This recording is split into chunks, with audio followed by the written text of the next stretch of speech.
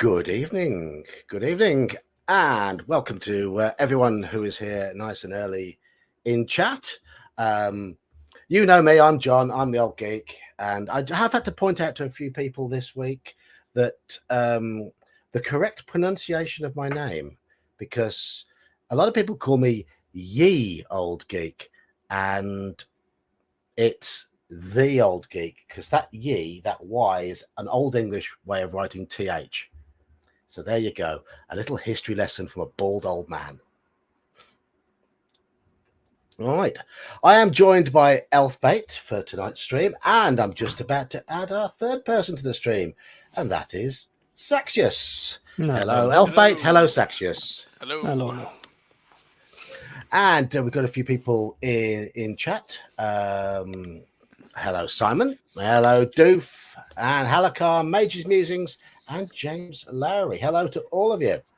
What we're going to be talking about tonight. Somebody mentioned, it was only myself and Saxius on last week's stream because Elfbait had an internet calamity. Towards the end, when we were just doing our usual waffle towards the end, when we just go off on a tangent, somebody somewhere mentioned something about spell systems in games. And it wasn't either of us, was it, Saxius? I'm sure you think it was somebody in chat. So it was not me. I don't think it was me either. No, I don't think it was me either. So we're going to talk about different spell systems in different games, and which ones we like, and why we like them, and which ones we don't like, and why we don't like them, and just things like that. So I'm going to start off by asking you to tell me what your favorite spell systems are. And I know, Saxius, you've had a bit more warning than Elfbait on this one. So I'm going to give Elfbait a bit of time to think about it. And I'm going to jump straight across to you. And because you told me you're going to do some preparing today. So I've done a little bit of preparing for it because there are many systems out there for how you want to interpret the different forms of magic. Now, I have a very strong preference for the Vancium spell methods that there are, because I personally prefer it when the players take the time out to simply look at their spell list and take the time out to think, what is it that we need to prepare for? That level of preparedness is something that I appreciate as a DM. It's something that I like. I know that with a lot of my current groups, they prefer to free cast, which that is a style of its own. It's not the preference that I like. And when it comes to it,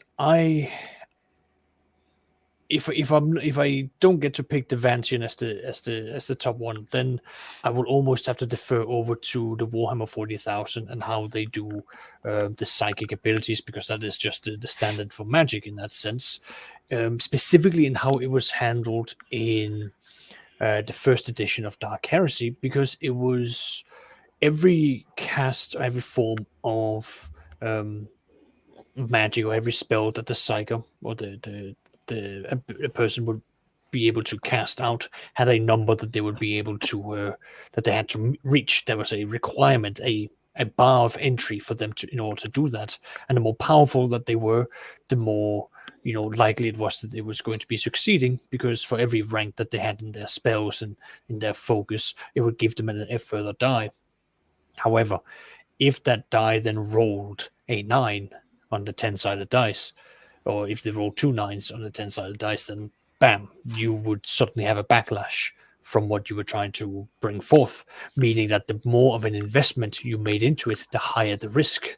It would actually become more detrimental for you to have more dice to be rolled, because the chances of you rolling those two either similar numbers or 9s on your 10-sided dice was suddenly increasing incrementally, which was risk increasing and reward.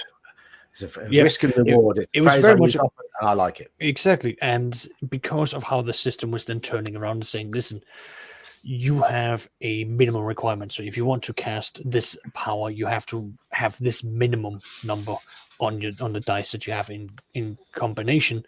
And then the higher up you then went, the more powerful it would become. It would do more damage. You would have a further reach. It would have a further impact. So there was an incentive. you were incentivized to have more dice out there, especially if you wanted to do something very fantastical or you really wanted to push yourself to achieve something. So it's a great way of encouraging players to go out and do that.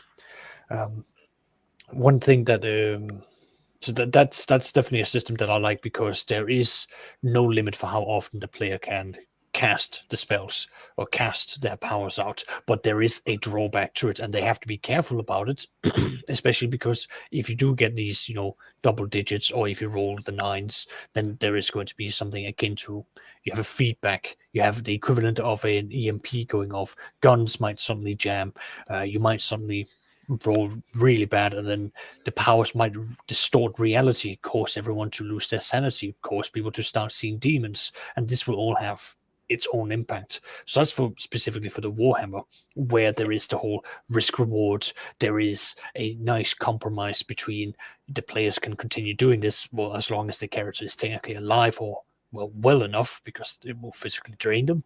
And then there is also the whole thing of there are still limitations. You're not just going to be free casting anything and everything just because you want to.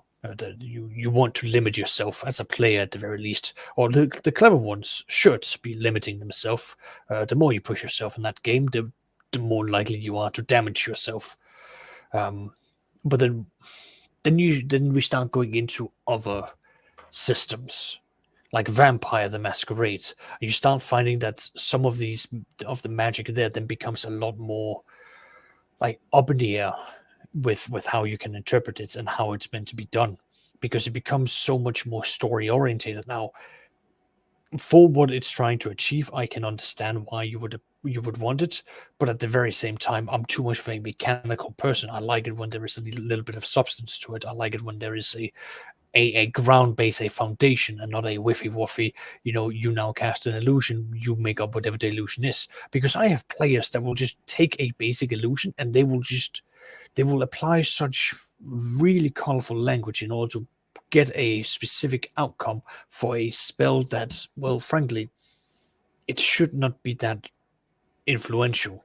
At least not in my opinion, for games that are set in such a rigid, the higher up you go, the more powerful you become. Or I you should will have. admit, I've tried to push boundaries with very basic spells in the past. Some of them I can understand. Like take Phantasmal Force from any of the D&D games. It's a basic form of illusions, but there's no sound to it. There's no physical touch. There's no form of heat. There's no smells. There's none of that. Once you start getting into, for example, advanced illusions, you can actually have genuine people coming up, having full-blown conversations with you. They can touch you, and the person will feel that they are being touched. This is a level of advancements that Phantasmal Force will not have, because Phantasmal Force is literally, it's a visual only, and you have to be low level spell. It's a low level spell. Low level spell with a lot of limitations in terms of what an illusion is, because it is just visual. And anyone that is then clever with it, like you might present fire to a dog, but then the dog is going to be confused because the dog can't smell the fire, but they can see the fire, so it will definitely hesitate. But that sort of thing. It might not be the best example of using a dog, but if he was a goblin, they will panic to begin, and then wait, where's the heat? Where's the crackling? Why am I not smelling smoke? Anyone that puts two and two together, and that will just go like, this is not a fire, and then bam, that's dispelled. That is dispelled, and that's how that would go. Oh, so Elfbait, you've had some thinking time. Yes. So if we're talking about just like D&D magic, then I like the Vancium system from a gaming standpoint. It's a simple system for a game. I have pushed it and kind of tried to stretch it in the past. Like in second edition, I did a whole bunch of like casting above your level, charts, kind of taking a clue from the undead turning chart. But kind of going to what Saxius was saying, I have actually Mage was my go-to game for the World of Darkness games back in the day. So I have played that very flexible magic system, but that flexible magic system is tied so much to the cosmology of that game that it's really not as open as it seems. because playing too fast and loose with it will get you killed real quick in that setting. But I'm not a huge fan of free casting in games because I prefer Magic to have rules and laws to it. And what I do really like are Magic systems that have some sort of fallout for mistakes, and I like that dark and dangerous kind of Magic. Was it Low Fantasy Gaming has a really good dark and dangerous Magic chart. Whenever you cast a spell, you got to roll, and if you fail on that roll, then something bad happens. So even if your spell succeeds, you might have also opened up a rift to another realm that allows for something to slip through, or maybe your hand gnarls to become skeletal, or your hair turns white, or something. Yeah, that's always fun. Yeah, that sounds pretty good. I was going to say hello. I'm pretty sure it might have been Omanal last week who mentioned the talking about Magic. I'm pretty sure he was. I'm not sure. Was it Omanal who mentioned it? May well have been. But hello, Omanal. Hello, Michael Stronghold. Hello, Squirrel Hermit. Nice to see some regular names in there. Now, I might be a bit predictable. Yeah, I mean, I do quite like Vancium Magic, but I would say my favorite Magic system is the one in Call of Cthulhu, where nobody starts with any spells, and spells are all associated with that knowledge that you're not meant to have. And the more spells tend to serve a very specific purpose in that game. It's not very specific. Very specific. And it's not a case of throwing spells around willy-nilly. It's not a case of, I've learned fireball, bam, bam, bam. It's, you've learned to speak to a specific entity because that scenario requires you to speak to that specific entity. And you may only be able to do that at a certain time of the year. Because they're often ritual too. Yes. And casting that spell will, you as a player, that your character is going to take a big sanity hit. Even learning the spell and then casting it will probably cause a big sanity hit as well. And it probably all turn out really bad. But that's a part of the point of the game, is that once you understand the whatever you're up against, you're only pretty much holding them off for delaying the inevitable a lot of the time. Right. But at least you're winning that scenario, and you're winning that scenario by being clever, by learning this spell and casting it at exactly the right moment. And your character's probably going to die as a result. Isn't that glorious? Isn't that heroic? I know they, for the longest time, they didn't have any sort of healing magic in that game at all, and even later on with the Grimoire, they came out with some spells that can heal you, but they're at a cost. So it's like, yes, you're healing, but you might take on the damage to when you're healing somebody, or you end up all funky and twisted.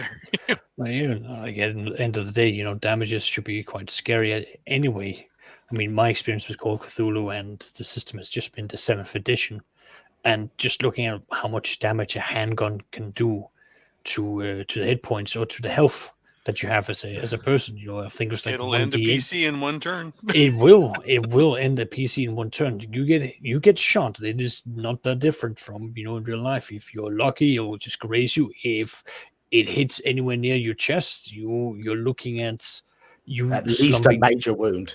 It's going to be a major wound, assuming you survive, and then from there it's going to be months of recovery, and it's not going to be fun because it's a major event, and that's why guns are terrifying, and it's reflected in the system, and that's something I appreciate. Equally so, you're dealing with eldritch horrors, things beyond reality that we comprehend. Of course you shouldn't understand this. Of course this should not make sense. Of course this should be having a major drawback to your mind and your very soul. And because if it does start to make sense, that's when things go wrong. So often in that game, though, a can of kerosene is your best friend. I don't know. Definitely. Forget magic. Definitely. But there's another there's another game that I know called Shadow of the Demon Lord, where it is trying to merge the Vancium magic with the Call of Cthulhian impact.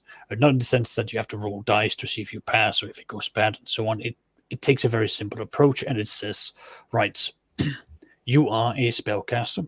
You have X amount of times that you can cast every single spell that you have. That eliminates the whole thing of you have to prep your spells and all of that. You can cast all your spells X amount of times every day, if I remember correctly. However, the moment you start picking up unsanctioned spells, that's where it can get gnarly. And the higher end levels you go, it gets even worse. Because, for example, necromancy is let's take D&D. Necromancy is like, oh yeah, it's just a dark arts. It's frowned upon by society. In Call of Cthulhu, in Shadow of the Demon Lords, you cast necromancy, you get permanent corruption, and you can only take 20 corruption points. At which point, your character is now considered to have fallen so much that your character is now an enemy to the players, and that character now has to resign permanently. That's it's the distance between humanity, your group, and everyone else is just gone. You are now an enemy. You're a monster at this point. The same way if you lose your sanity. The more you delve into the dark arts, the more you start going, oh, I'm just gonna conjure up a small imp. I'm just gonna talk to them. No, that's terrible. That's a bad thing. You're selling a piece of your soul. You're losing a part of your mind, and this will have dire consequences in the long term. Those sort of mechanics of descending into darkness are commonly seen in a lot of Tolkien-based games as well. Where you basically fall into darkness, you lose hope, you fall into darkness. Yeah. And yeah. Oh, good. Sorry. Okay, don't. Yeah. I was to say Conan games like to try and do that a lot too. That whole magic is dark and corrupting, and definitely. But in Conan, especially the world. I mean, you look upon a sorcerer, a warlock, or a wizard, and you just go like, these people are insane. Yeah, and they're scary. They're usually near god level. At least, half the time in that setting, they're being worshipped as a god. Yeah. Exactly. Like they're crazy. They've got so much power, and at that stage, you have a hard time looking at your fellow man and going like they are my equal, so the power will get to their head, and that's something that should be representing in the character's mindset. I mean, let's just take D&D, because we all know D&D, and let's just plop the players down at if we're using first edition, just level 8 or level 9. We're looking at what, like level 5 spells being available at that point, and what can you do with level 5 spells? Cloud kill. Yeah. You can summon forth mustard gas. Mustard gas, an entire area. You can polymorph. You can create great big fists that punch things. You can teleport. Yeah. You know what you can do? You can fabricate.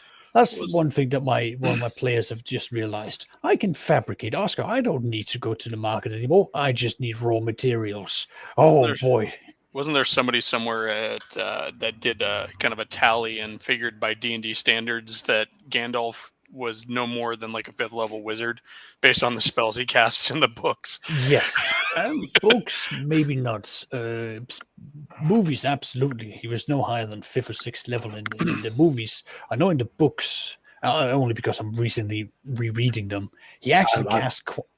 He does quite a lot. There's a lot more magic than we remember. I think our memories are quite selective on that, because I'm currently listening to an audiobook of it, and certainly they mention magic a lot more, but it is in the background. It's not. I always got the impression that a lot of the stuff he pulled off was just trickery, because he was like timing things right, and it could be, but then he is very good at it, because one of the things that stands out to me from what I've read so far is that he makes a circle of protection, basically protection from evil, and he calls out that all the evil wolves and wargs will not be able to cross these lines unless they've got great willpower, upon which only a few wargs manage to get through, which Aragorn and Boromir takes on, and Gandalf then summons forth very bright lights that hurts the wolves and scare them away, but it only deters them. So again, these are spells that he can cast. Not just the individual protection from evil, but he can almost do like a radius protection from evil, which I believe is much higher. But then again, Tolkien was not limited to the No, of course it wasn't. No, no. to the D&D books at the Well, time. of course, it all depends on who your DM is too, right? Because it could have Yeah. just been a light spell, and the player's like, and they're surprised, or the DM's like, they're surprised by the light. and Yeah. They freak out and they fail the morale check because you show magic. And Yeah. So I just want to. I mean, before I go on to Mage's Musings points here, I just want to give a quick shout out to Mage's Musing. I discovered his YouTube channel about a week or two ago, and there's some very entertaining little videos on there. He does this sort of mad puppet, Merlin's to Gandalor, I believe he calls the puppet, and the puppet recites all these tales, and I believe Mage's Musings is from America, but he is putting on a British accent, and I can certainly hear little twangs of American pronunciation that give it away. But his attempt at a British accent is pretty good. Squirrel Hermit as well has done some videos and some live streams. I was chatting on one of those the other day as well. So they're regulars. So support them. So Mage's Musings and Squirrel Hermit. Shout out. There you go. Well, I'm a fan of puppets. I'll have to check it out. Yeah, if you like your puppets, check out Merlin's to Gandalor. I grew up on Jim Henson. How could I not love puppets? Yeah, North American. I did work out you were putting on a British accent because there were certain pronunciations where I'm thinking, "Oops, he slipped. Oh, he slipped there." Anyway, what I'm going to say is, can you define a free casting system? I mean, when people are talking about free casting systems, I always thought it was in games where there's very, very little rigidity in the magic. And it was down to very much sort of like player creativity and story development and that sort of thing. But or does free casting refer to, for example, what 5th edition does now, where you've got spell points that you just choose to use? Free casting is defined as how you have sorcerers since 3rd edition. They are not limited by the spell book of a wizard. They are limited by the number of spell slots that they have, and they may freely cast whatever spells that they have in that list, however many times. That is free casting. They do not have to do any form of prep work. Wizards cannot free cast as we know it, because they have to sit down, read their books, prepare the spells in their head, have it stored, and so on. Which in 5th edition, it's kind of just washed away. Wizards just free cast, just like the sorcerer would in 3.5. Wizards still have to prepare their spells in 5e. I've yet to see anyone that doesn't. They do. I mean, I enforce it, but I mean, they can change them much easier. Yeah, because all you have to do is take a rest. But I mean, like in 1st edition, if your 2nd level wizard have got 2 1st level spells, you could pick, for example, Magic Missile and Sleep. Once you cast Magic Missile, that has gone. Once you cast Sleep, that has gone. Whereas in 5th edition, if you've got Magic Missile and Sleep, and you've got 2 1st level spells, you can cast Magic Missile twice. Or that's sleep fair. twice. Yeah, I mean that is the difference there, but they're still having to prepare their spells. They to are, a yes. degree. They should be. They should be. Yeah. I have sorcerers in my 5th edition group because they don't want to deal with wizard books. Purely because I told them that if you are a wizard and anyone learns you're a wizard, they will target your book. No, I think the most pure free casting system has got to be Mage, where you had levels in areas of power, and it was all up for interpretation as to what you did. Yeah. Like that's what I was thinking. I mean, I've never played Mage. I just heard how the magic system worked, in that you've got a lot more. If I can share a story of rampant abuse in that system. So I used to, back before the days of graphical multiple player online games, I used to play a lot of muxes and mushes, the text-based ones with multiple players, and there was one particular World of Darkness game that was also set in a cyberpunk future. Yeah, it was called Dark Metal. So people may have even heard of it. So in that game, I played a life and matter mage, and in a world full of cybernetics, it was so easy to fake cybernetics with magic, because the whole thing in magic, like I was saying earlier, in Mage, you have a very static reality that's working against you, the technocracy and all that. So you had to keep all of your magic had to be coincidental. Basically, it couldn't look like an overt thing of magic very often. But in a world of cyberpunk, it was really easy to pop metal claws out of my hands and just say I have cyberware and pass it off. So free casting was really great in a free casting system, but that was the only limitation. Is I would sit there and say, okay, I'm going to use my matter magic and my life magic to do this effect, to where I'm going to create metal claws from my hands and heal up the wounds simultaneously, to where I'm not bleeding out all over the street. And then the game master comes in and just kind of adjudicates that, do you have the levels to do that? And then, okay, you can do it. That's about the most free caster system I've ever played. I remember getting shot with a gun in that game and using my matter magic to create subdermal armor, and everybody's like, oh no, that person has cybernetics. I'm like, yes, cybernetics. Yeah. Okay, but yeah, right. That's an extreme example in Mage, because there's really just no system other than levels. So. Yeah. Okay, hello to Grumpy Old Slan, who say if David is watching, David Osteler, who won the prize draw, I've posted mine. Grumpy Old Slan said he was posting that out last weekend, so hopefully your books are on the way. So fingers crossed you'll have them soon. They've got to get across the Atlantic for me. Right, okay. What I can't think of what I was going to say next. I really can't think of what I was going to say next. So one of the things you mentioned this, Sexius. One of the things I like about pure Vancium casting from the old first edition days was the fact that players had to prepare. Yes. Now, from what I remember chat saying last week, is that encouraged people to be a little less creative in their spells. Now I was sort of on the fence about this, because if I play a cleric, for example, I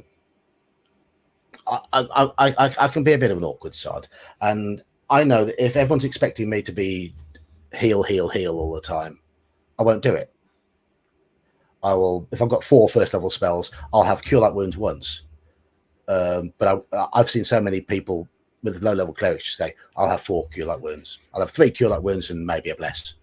And they just spam out the curing. And it doesn't affect. I can understand quite a few people I've seen it. People being quite negative about their spell choices.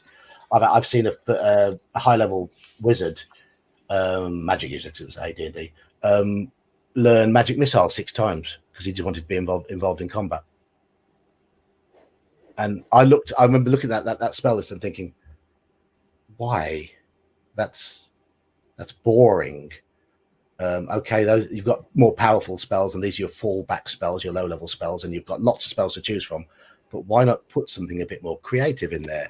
My mind thinks, I will immediately start thinking, where are we going? What are we doing? What are we coming up against? Are we going to be coming up against the sort of evil that protection from evil will come up against? Are my fighters needing a boost in battle? Do I take Bless for that? Are we going underground? Have we got a lot of people who can't see in the dark? Let's have a bit of a light spell. Only then will I start thinking about curative spells. I always tell people, if you're playing any form of spellcaster, you need to be creative. That's the first thing I tell them.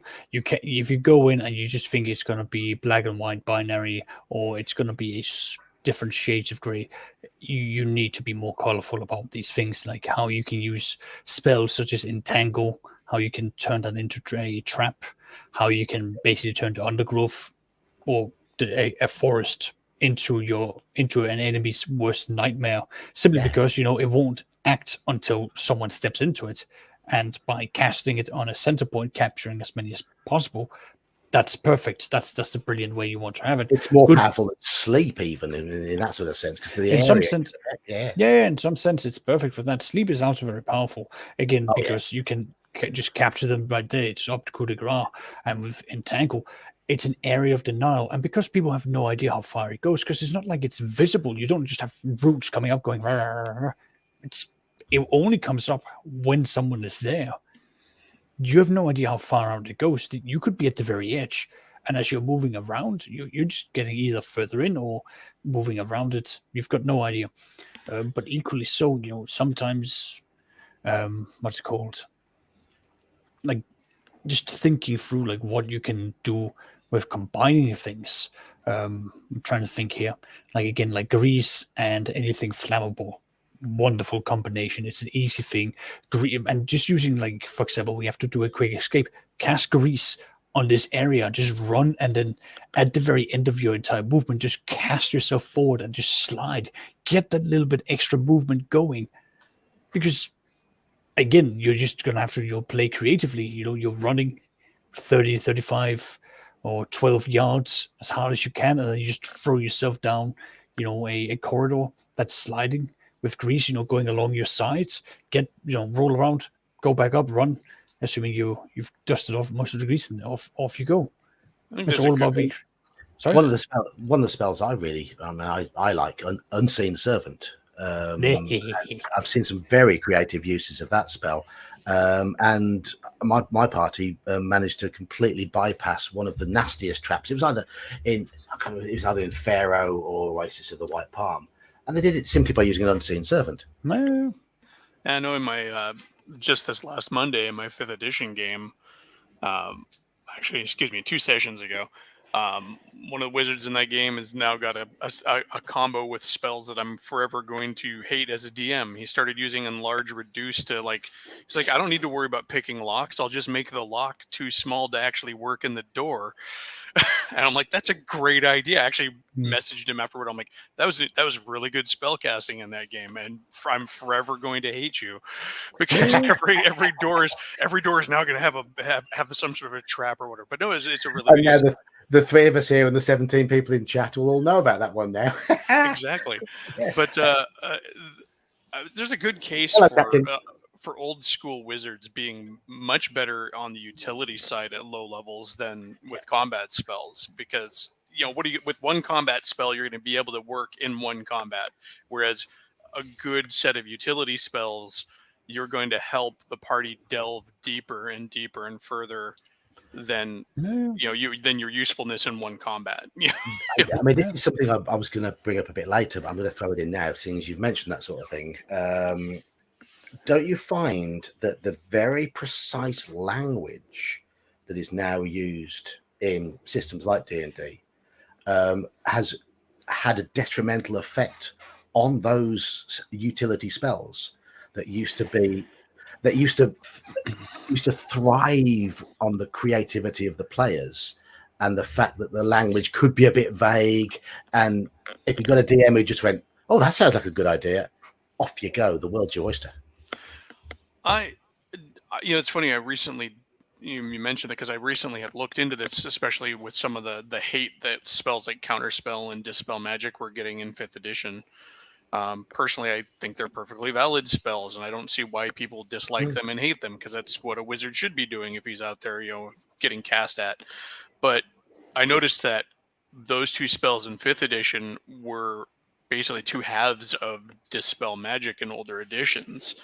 And, that precise language, I don't know if it's necessarily more precise nowadays. I think they may have cleared some stuff up, but if you look at the definition on Fireball now versus the definition on Fireball back then, it's half a page for Fireball in 1st edition, and it's like 2 or 3 paragraphs now. I don't feel like it's become overly specific. It's about the language that it uses, though. For example, where you have they specify a creature, an object, and it's you can argue that certain spells will not affect it. Well, I think it's a lot of it to stop combatants of being stripped of equipment mid-combat, because people don't seem to like that. That's one part example. of it, I think, is so that goes to the core of the rule system for 5e, though. 5e is very specific in the language of who can be affected, but also there have been plenty of times where the creators of the game have had to clarify, yes, another player character or an elf counts as a creature. Yeah. A spell that says a creature that you can see can also be cast on yourself. They've had to say that multiple times. But because the language being overly specific, I can see where you're coming from in there, because it'll say a creature that you can see within 30 feet. And by the nature of that sentence, I mean, it does, from one point of view, sound like it's specifying some other creature other than yourself, but you are also a creature. Or it'll say a creature that you can touch. Well, I am also a creature I can touch. But well, we also have, if we're using 5th edition, for example, and as Elf has been saying, there's been many decades now of spell discussion that has been building up for the clarification of what is what, how is this defined. We've seen it throughout the editions as we've been progressing out. The wordings are changing by each edition. It's only natural we're going to come towards 5th edition where they've turned around and said, okay, we're going to be a lot more specific here. We're going to be a lot more clear. We're going to have to make sure that when you read it maybe once or twice, and then that should be ideally getting out the gist for what it's supposed to be doing. Does it have the detrimental effect of creativity? To some extent, because it's in a way trying to find a box for it, but at the very same time, limitations breed creativity. Because a limited palette is always going to make you more creative. Because you have to. I firmly agree that limitations breed creativity, but I think that's more in terms of limiting. I believe in that in terms of more limiting mechanical options, in terms of player powers to build. I hate that term. Superhero type characters. I quite like spell descriptions to be a little bit vague, so that you can work with, let the imagination go a little more. Geek, you like 1st edition? Like, I do. You're completely biased on this end. I think I am. Of course, I'm biased. I love 1st edition. He is ye old geek. He's not ye new geek. But you just sit here like, yes, I am biased. Hold on. What are you going to do? You're the. It was specifically I was going to say, one of your earlier statements. I didn't listen to my diatribe at the start. Less of this ye, it's thee. And anyway, I thank you, Michael, for backing it. Yes, that's how I would have played a cleric in your game, and you wouldn't have had to have that free switch to healing, because I wouldn't have played it that way. But I must say, we have a newcomer in chat tonight, and compliments will get you everywhere. Compliments will get you everywhere. A grumpy bulldog, marvelous. Have I got the jowls of bulldog? The big saggy sort of look that bulldogs have. I certainly snort like a bulldog. Anyway, where were we? Spells and their grammatical implications. Yes, yeah.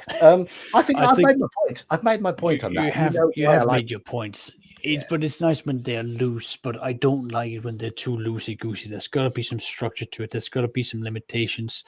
There are ways that you can creatively think out of how the whole, what's it called?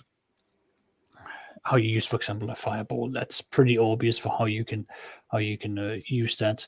But once you start, as you said, start using Mage's Hand or Invisible Servants, that's where it gets a lot more interesting. I mean, my personal favorite is always the cantrips when it comes to 5th edition, because Minor Illusion, I will do things with that.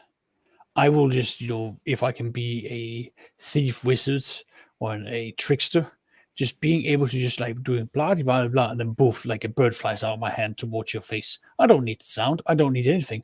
But I know the human condition is when you see a bird flying towards your head, you are going to duck. And that's all the reaction I need. So yeah, go on. I mean, my issue with 5th edition and cantrips is the simple fact that they can be spammed. And I think I like to limit the number of cantrips that characters could have, because I think it makes the players think more about when they I need use them. to step out, guys, real quick. Sorry to interrupt. Okay, That's right. no worries. So rather than just spamming out, I think when characters get a chance to just spam something and just keep going bam, bam, bam, bam, bam all the time, I think creativity seems to go out the window. So I want my players to stop and think: do I use this spell? Is this the right sort of time to use this spell? How can I best use it? I want to see that from my players. Right. Well, first and foremost, cantrips are meant to be the lowest format. Again, we're using 5th edition for this discussion. Let's stick in that area so we don't jump in like 1st edition, 5th edition, 3rd edition. We'll stick to 5th edition for this one. The point is that with the cantrips, you've got something to show that you are not just you're not a goddamn student. You are not a student. You have graduated. You've got the magic. It's at your fingertips. It's in your blood. You've signed the contract with Bloods and given away your firstborn or whatever else you've needed to do. You've got something that is sort of like, it's going to be there. It's going to be stable. It's going to be consistent to demonstrate that you have got magic at your fingertips. And that could be anywhere from, your spammable, firebolt, lightning, whatever it is. It was just as a mechanic made to give the spellcasters something so that they don't have to do what we had in AD&D period, in the AD&D era, where it's like, okay, my wizard has got one spell. I'm going to be using a light crossbow, or I'm going to be using my sling, and that's my contributions until another point. And then when we need that big spell of sleep, bam, here it goes. This allows the players to be engaged every time, every turn. They've got something to do, and they still feel like, I am a spellcaster. I do this. I contribute with this, and my stronger spells, like level 1, level 2, level 3, are now something that I keep in the reserves for when I need the oomph. Because that's another thing you see in the higher levels, is that there's a more oomph to it. Magic missiles has gone from being a single dart to 3 darts out the gate. That is true. That is true. But I personally think that constant magic causes magic to lose its oomph, full stop. But if we're using 5th edition, you are in high fantasy from the very get-go. This is Forgotten Realms all the way through. Whereas if we jump into the rockety but deliciously comfortable 1st edition AD&D or 2nd edition, then we suddenly find ourselves in the world of Greyhawk. There is very fantastical magic, but my God, are you going to be working for that? That's the whole point.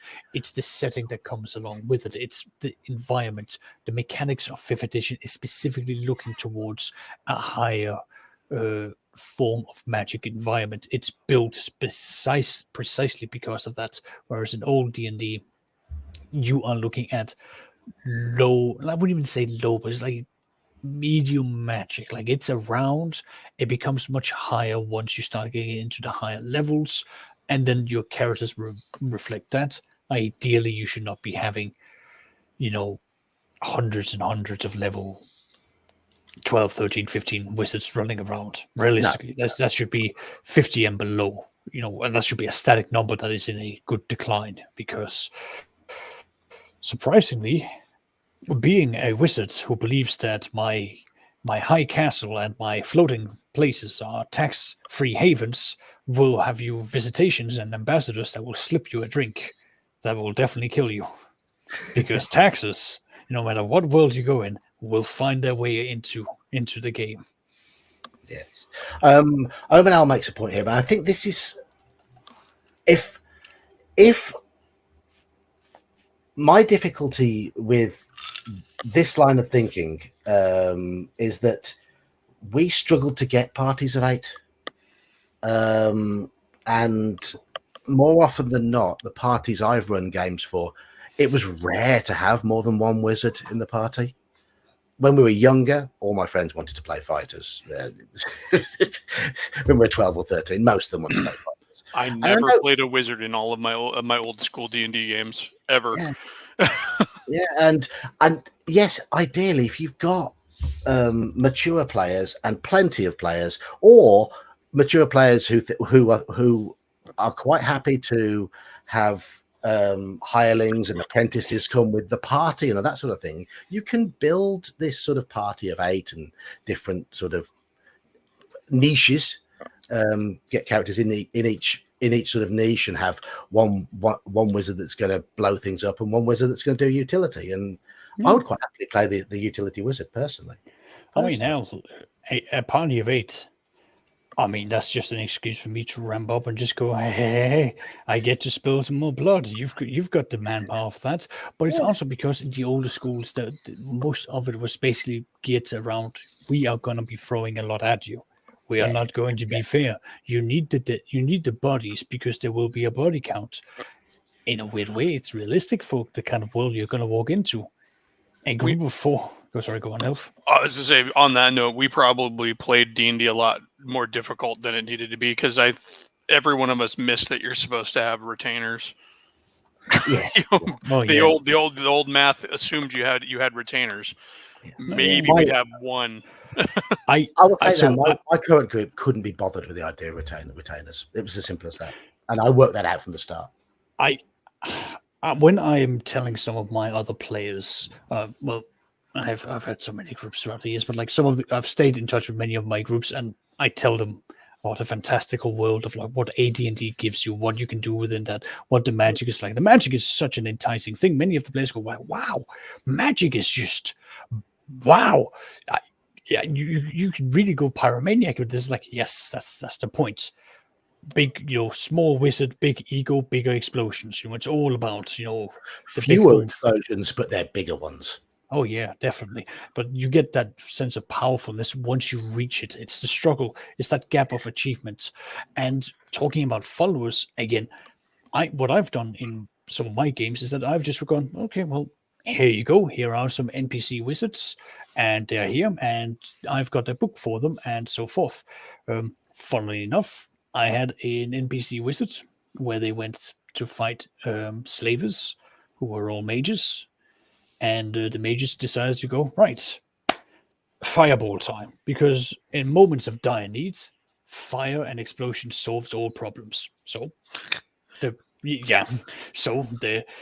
players got to be on the receiving end of what it's like to have fireballs, lightning bolts, and all these nasty spells being cast on them.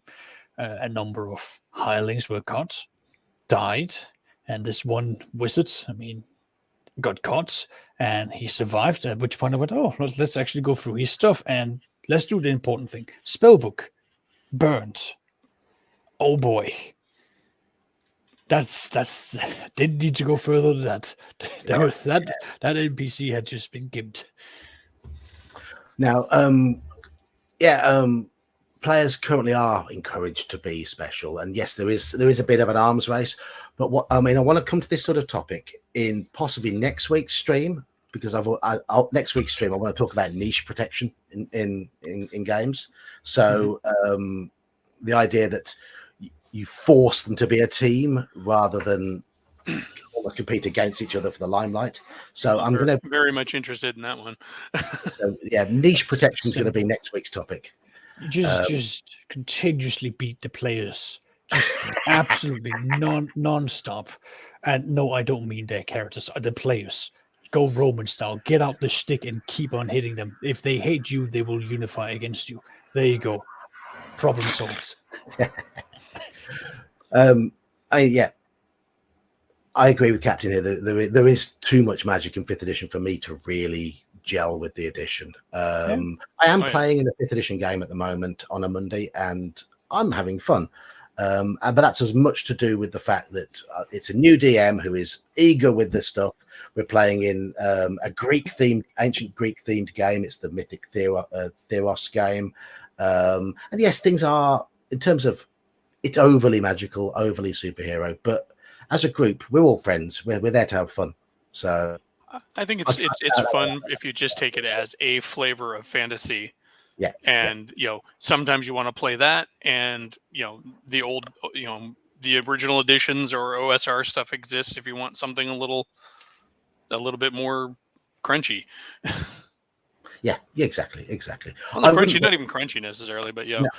I wouldn't run that scenario in that setting myself, but I'm having fun playing in it.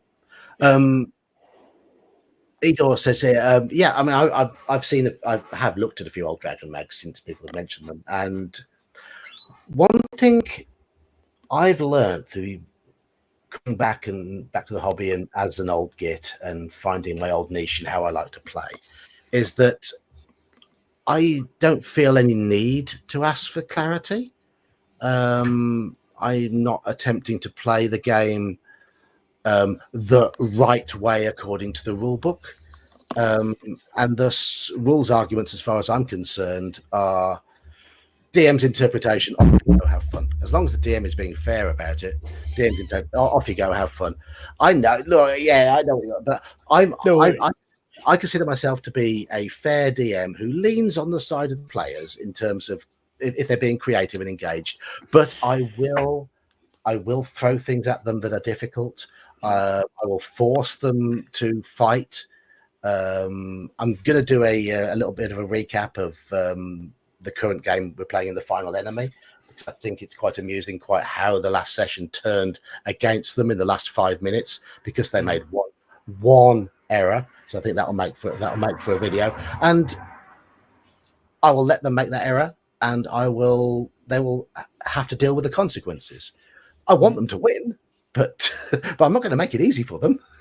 Yeah, I don't remember seeking a lot of clarity back in the day either. I always read the articles and stuff, and it was nice when you stumbled on it. But none of our groups were really playing that way. We just kind of played. I didn't have access to them, so when I couldn't read them. Sorry, go on. See, I didn't have access to them, but when I was 12, 13, 14, we did bicker over rules because teenagers. So I didn't say we didn't bicker. We just didn't look for clarification.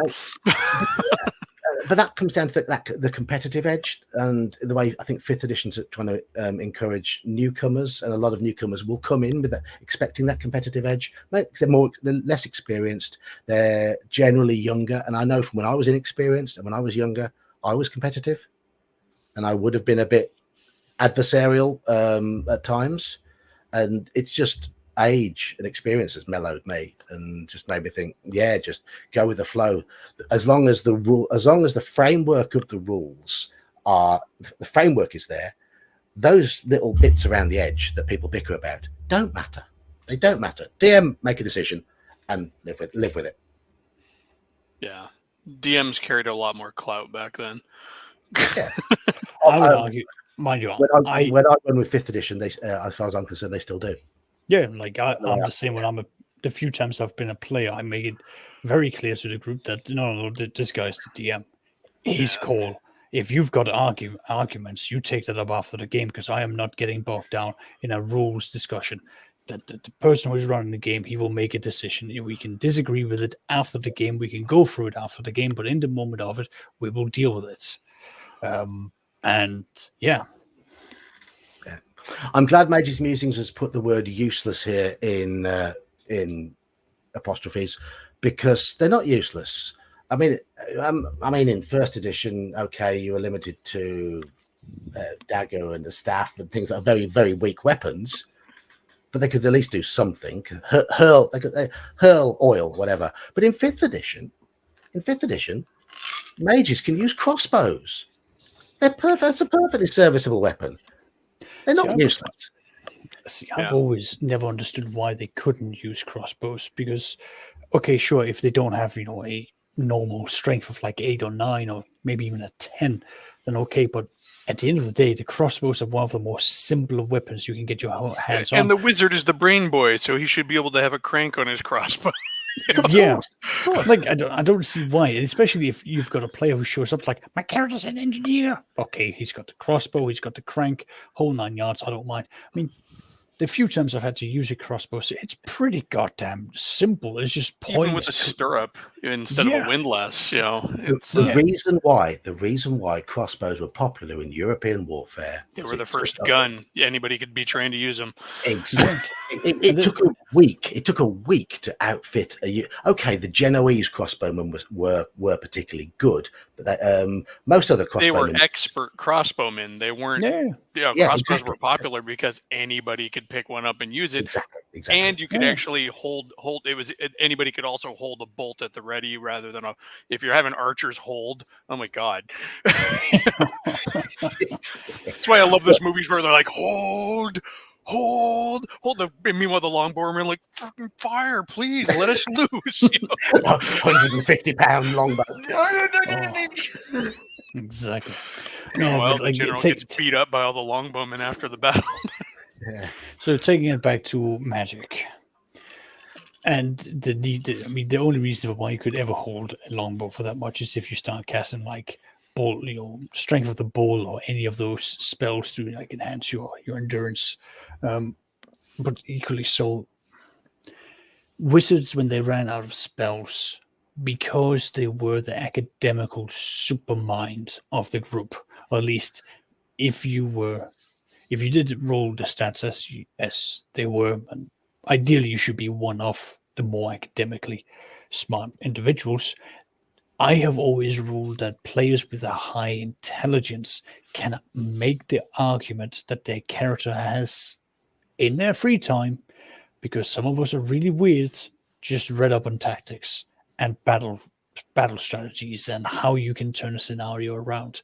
Why would wizards not just, between their academical schooling, just look it up? I know that that's what the kings of Denmark were forced to do. Like, you had to learn, these important things at the age of like 10. This was drilled into you. To that end, I mean, wizards were usually, by the old AD&D rules and stuff, should be the guys who had like all the extra languages. Yeah. They're the ones who are out there reading the texts on the walls. We even went so far in AD&D, we always thought it was dumb that read magic was a spell. Why isn't so we just had wizards could read magic because they were trained to read magic. It also gave them extra utility. I don't have magic. A problem with that. Go on. I don't have a problem with that. But I will. I think. No, come on. I'm thinking what I'm saying. Okay. Read magic, identify, and detect magic. These are the 3 core spells. I repeat, I cannot ever see a self-respecting wizard who has been tutored, schooled, or gone to an academia, if they've come out of that without those in their book. How? Where are you? Why? If you don't have read magic, how are you going to learn spells? You absolute imbecile. You don't have detect magic. Why are you here? What use are you? And if you can't identify the magical items, you're supposed to be clever, man. It's just like, how have you gone through any of your teaching? Okay, you're a hedge wizard. Everything was just handed to you. You just have to make it up as you go along. I can get behind that story. That makes a bit more sense to me. But if you come from, at least in my world, there are full-fledged colleges of magic dedicated throughout the different kingdoms and empires, where you go through certain schools, and certain schools are only available in those areas. If you go through that version, you will get those free spells at no cost from me. And then you roll up the rest of your spells that you've just learned, picked up, and that's it. But I just don't see those free ones that you don't have them. I suppose now would be a good time to mention that I just recently kind of jumped into looking to basic fantasy roleplay. Yep. Which actually it's a really good game now that I've started looking at it. They have a really cool, and it's like maybe 3 pages, and of course everything's free through there. It's a really good article basically on how to add a little bit more usefulness to your first level wizards, your first level magic users. And interestingly enough, one of the things they have is they can just read magic. But another one that they gave them I found was interesting is like the ability to detect magic by touch. So it's not as good as the spell, but the whole idea being that you're trained as a magic user, you kind of develop these senses and stuff. And it's just a good article. And the cool thing is it gives like 4 or 5 different options that you can do. And then in some of those, it's like 2 or 3 different ways to do it, but it's all geared around old school style gaming. So if anybody's looking for anything to like add, make their wizards a little bit more useful, look at the basic fantasy roleplay stuff. If I can build on that, actually, and please jump in, John, if this is anything that you do or that's what you think of. But take, for example, detect magic. Detect magic allows you to, for example, see the school of the magic that's around you. So you might step into a room, cast detect magic, and you see there's illusions around here. It could be any form of illusions. It could be invisibility, could be an illusionary wall, could be phantasmal force. It just gives you that sort of thing. What I like to do is that as the wizard levels up, they start understanding the magic that's before them a lot better, meaning the lower level magics are suddenly easier to sort of pinpoint. Not as in like exactly where the invisible person is, but it's like, okay, we're looking at illusions here. We're looking at some form of obfuscation that's ongoing here. This is in the line of either invisibility or someone is hiding something, could be an illusion for that form. Nothing major that would immediately tell the information to the player, but enough that that wizard, let's say he's level, because this is what I'm doing with my level 9 and 10 players, they are able to tell more details by what they are detecting and what they're reading with the magic around them, because they have that experience. That gives a otherwise supremely low level spell a much bigger impact, because now it's less about you just seeing through the spells, it's about you gathering up the information. And I like that idea. So that's interesting. To be honest, I'd never thought of that. So thank you. But I used it for like divination was happening and they were scrying. So it's like, okay, well, you can see there's someone has been divining in this area, and it's like they were picking up, sounds and so on. They're like, wait, so that's not clear voice. It's clear audience. Yeah, there's clear audience. Someone's been spying or like audio spying on us. It's like, okay, so what can we do with this? It's like, well, you can't really pick up much about here, but what I made them do was jump through several hoops of like spellcraft, investigations, and so on. And what they were able to do was almost dial back the intensity of the divination. And well, I treat magic like almost like a science of radiation. It's got half-lives when it's cast out. So you can almost try and roughly dial back like when something was cast to establish a timeline. But I do again this for when you've got above average intelligence and you've got some experience underneath your belt. A level 1 wizard that's going to have no idea about this, because that's like a high school student coming out saying, I've done some physics, I kind of know about half-life. No idea how to calculate it in real life. I like that idea. I do like that idea. Have either of you played DCC ever? I have not.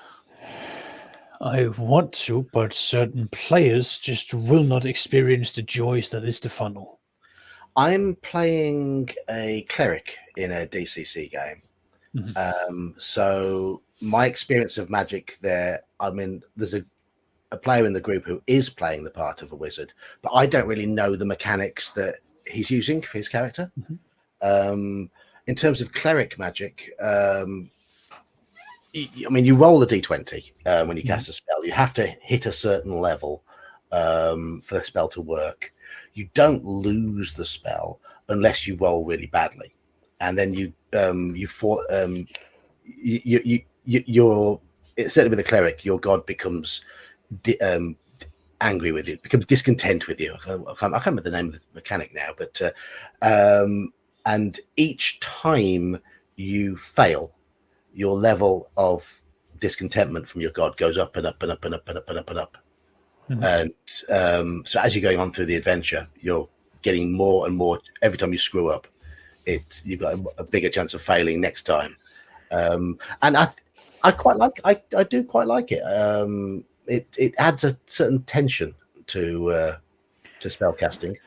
But I've not played a mage in the game, so I don't know quite how they work, unfortunately. All I know about mages in DCC, and this is all secondhand, you've got everything is randomized, or you roll for it, and you've got minimal influence over it as a player, and you can have some dire side effects anywhere from maybe why I haven't tried it.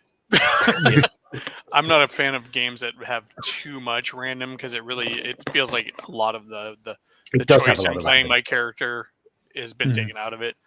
Yeah. I have heard tales of wizards where every time they cast a spell, they will lose a finger, and it's then ruled that they've got 10 spells in their total life that they can then do, because then they've got no more fingers left, and then that's it. There are, yeah, I know. There are other combinations where if you cast a spell rather than doing damage, you actually heal people, meaning that you then have wizards who then cast, Cone of Frost upon their own, allies, because it heals them.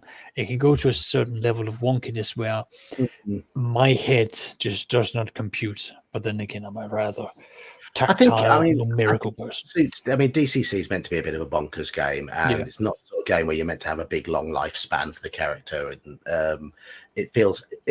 and it is quite difficult to progress Yeah. with consistent success. Yep. And I think part of the fun of DCC is you just revel in the failure. As long as you're happy with reveling in the failure and willing to take it on the chin and start again, it's fun. It's an amusing diversion. That's the best. Yes. It's probably another reason why my current groups does not want to do it. They don't revel in failures. They don't like failing. No, I mean I don't mind failing, but when I was younger and less experienced, I hated it as well. I think it's something that I would probably have hated Call of Cthulhu when I was in my teens. I've always loved underdog characters and stuff, so I have no problem with it. I've always supported underdogs in a sporting sense, but in terms of, I can understand that I want to be a superhero mentality that a lot of people who are fairly new to the hobby have. I don't want it anymore. I would also say it's unfair maybe to say that everybody's looking for superherodom. I think a lot of it is a lot of people are just looking. They're not looking for the power of the superheroism. They're just looking for the fun of having abilities and powers.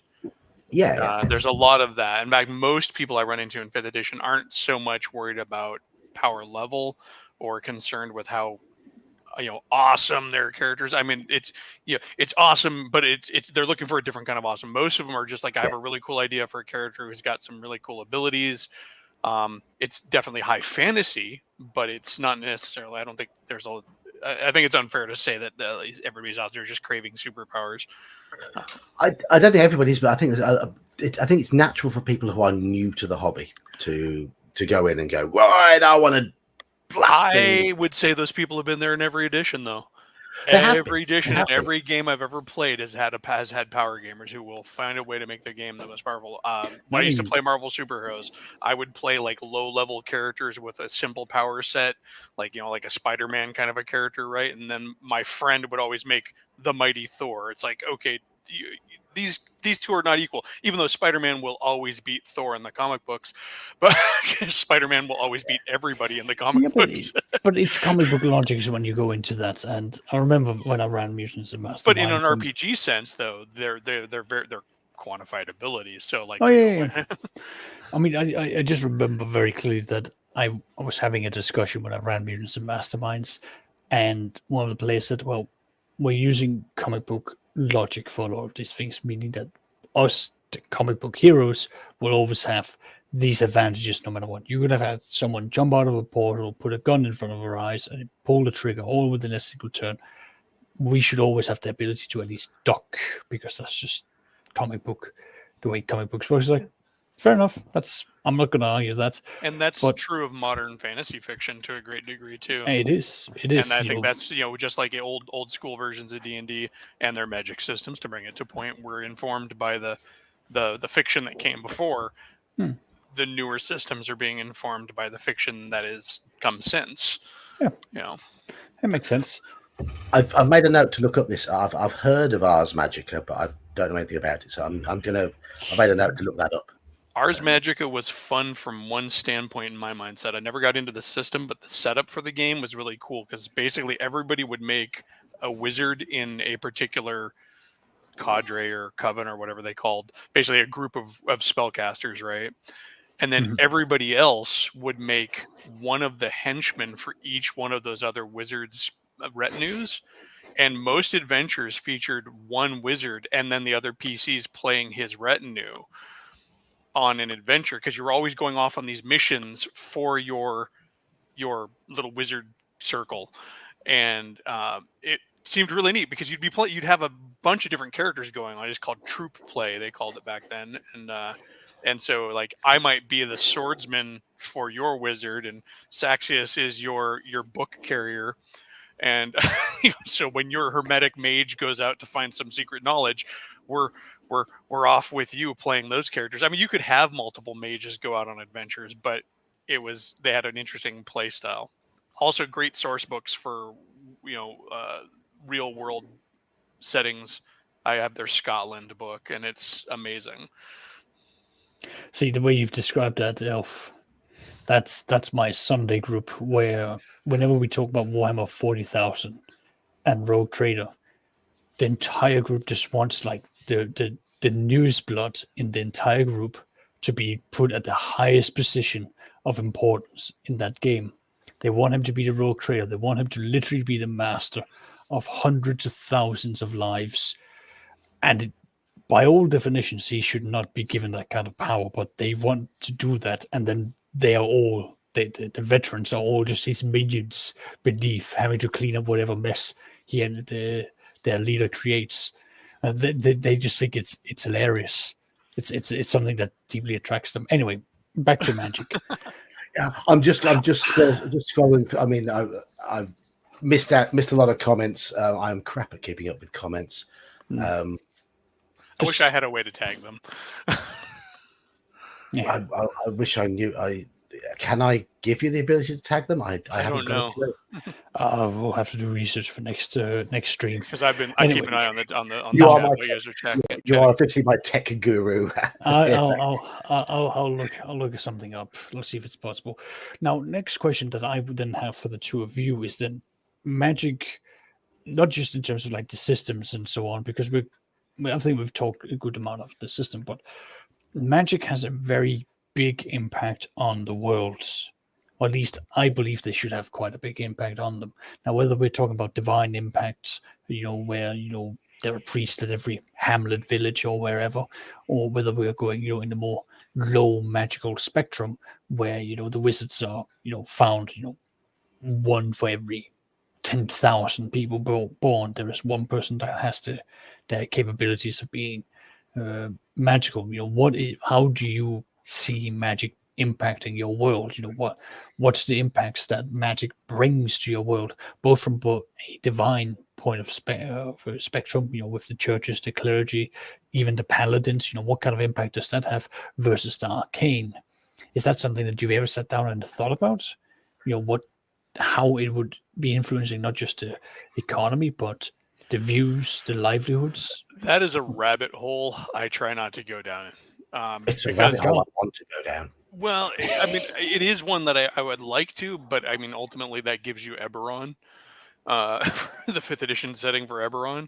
But also, if I'm going to go down that route, then I have to also consider what every other fantasy element in a setting does. If you have dragons flying around, why are walls not covered in roofs? And why are villages like out in the open?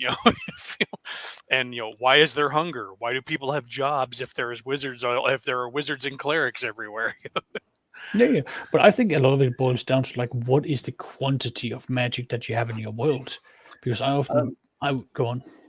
I mean, I never had the focus to really put time into creating a world when I was younger, and it's something I have started doing in recent years. And I do have a world that it's very bare bones, and it's slowly developing, and I get all these little ideas, and a lot of the ideas are things I pick up from the players while they're playing, and at the moment in my world, there aren't very many mortal living magic using individuals of any great power.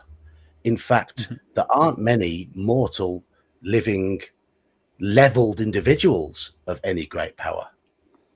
The power is in the form of the dragons I think I've mentioned it before. In my game world, there's only one of each color of dragon.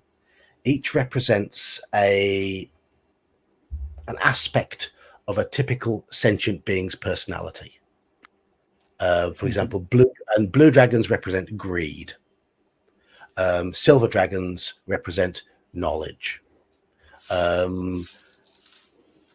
Brass dragons represent stories and imagination, and it's taken from the traditional sort of personality that these dragons had in older editions. But I've only got one of each type of dragon, and that dragon typically walks the land in human form, and they are there as NPCs a lot of the time that the players might encounter without knowing that they're a dragon, and they are the only really potent spellcasters in existence. But I've got a couple of them that have taken player characters under their wing a little, and affecting and helping them sometimes indirectly, sometimes more directly. But they are there as sort of confidants. They are there as source of advice. They are there as quest givers. They are there to move the game story elements along in whatever direction the players want to take them. Yeah, in my games, I tend to run magic more limited. Just it works for me.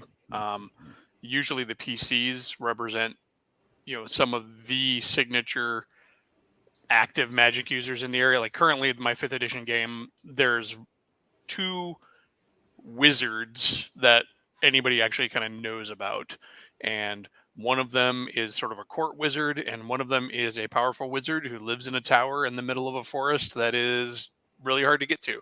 So he's there if the players want to go get to him, and they have done that a couple of times when they needed to, but he's not readily available. That way it kind of makes... I like low magic settings. I guess low magic may not be the best thing because the magic that is there is often powerful, but it's not everywhere. But as far as how magic shapes a world, like I said, I kind of avoid that because that is a giant time sink rabbit hole that will just eat my brain that needs to have reasons.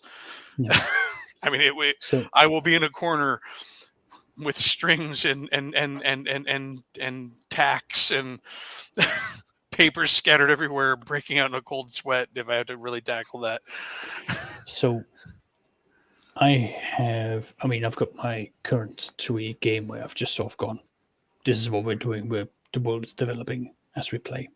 But the one that I've really gone into this question for is my 1E/2E game world. I've thrown the map into the Discord for anyone to steal. The whole premise is basically the world that the players will be in is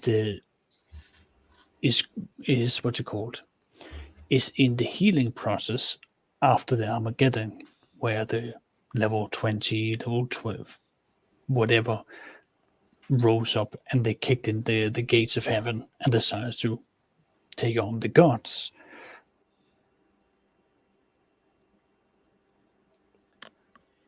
Right in the middle of his explanation, we lost him. Somebody snip that Saxious face pose. Somebody in chat snip that. We can use that as an emote in the Discord, like my face last week. I just want to say hello to a few more people while we're waiting for Saxious to come to reanimate. As a few new people have joined chat who I've not seen in my chats before. Hello, Legion of Myth. I've not seen you in my chat before. Good evening. It's evening here. And Mar Hawkman, not seen you in chat before. It looks like we've been invaded by Legion of Myth regulars. Hello. You are still alive, Saxious. I am still alive. I'm hoping it looks like it's my turn to have internet. I'm hoping somebody clipped your facial expression there. So just as mine was clipped. I got a snip. Good man. Good man. Good. Now, just how do I get it to you? If you're on Discord, if you rely on Mage's music to get it, he's got it right. Okay. Thank you, Mage. Thank you. It'll be an emote. Where did I drop out? What was I talking about? Aftermath of the level 20 and level 12s is about as far Yeah. as we got. Right. So basically, wizards and clerics, level 20s, they basically decide, like, we want more. Rose up, kicked in the door to the gods, took them on. And the aftermatch was basically, yeah, it's Armageddon. It's now raining fire, not just landing on the ground, it goes through the ground and hits the dwarves underneath, just everything, just straight up Armageddon. The campaign then takes place about 200 years after all of this. Civilizations are sort of being brought back, things are stabilizing, society is sort of reforming in its own, in a new sort of format. And wizards are having to build from the ashes of the forgotten world because they don't fully understand it anymore.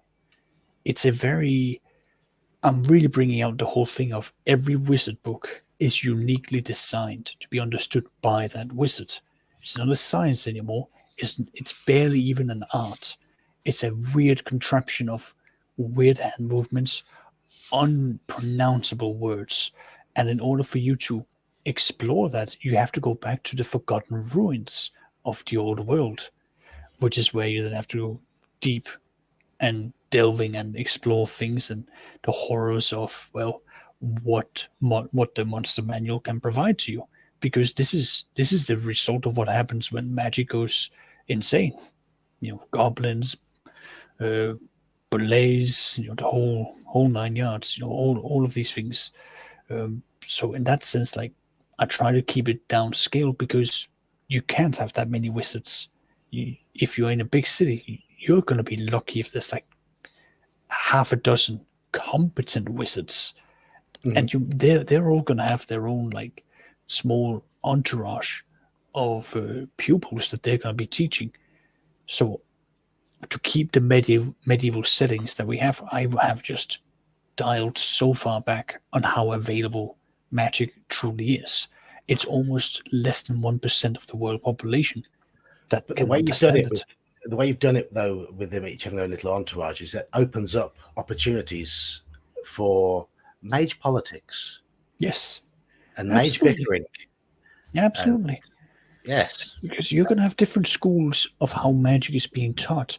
And then they're going to be at odds with, like, the Hendrik school is going to be at odds with, I don't know, the Van Hoosel school, and so on and so on. And it's a big thing. And, everyone wants, the king wants his own court wizard, but then the wizard who gets the position realizes, oh, wait, shit, there's a lot of politics and snaking in this courtroom. So I've got to be double careful now.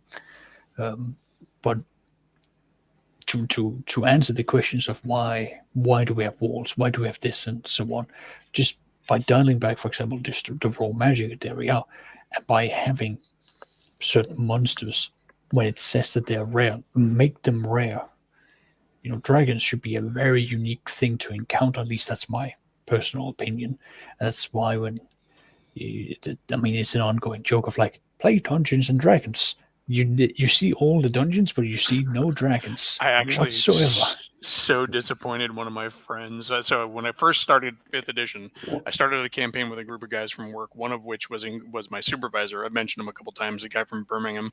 And I'm like, so, as a DM, I'm like, hey, what do you want? What are you looking for out of Dungeons and Dragons? He's like, I got 2 things I want. I want a dungeon and I want a dragon. And I didn't even think about it, but I was creating a new setting for him. And I created the setting where all the dragons were dead.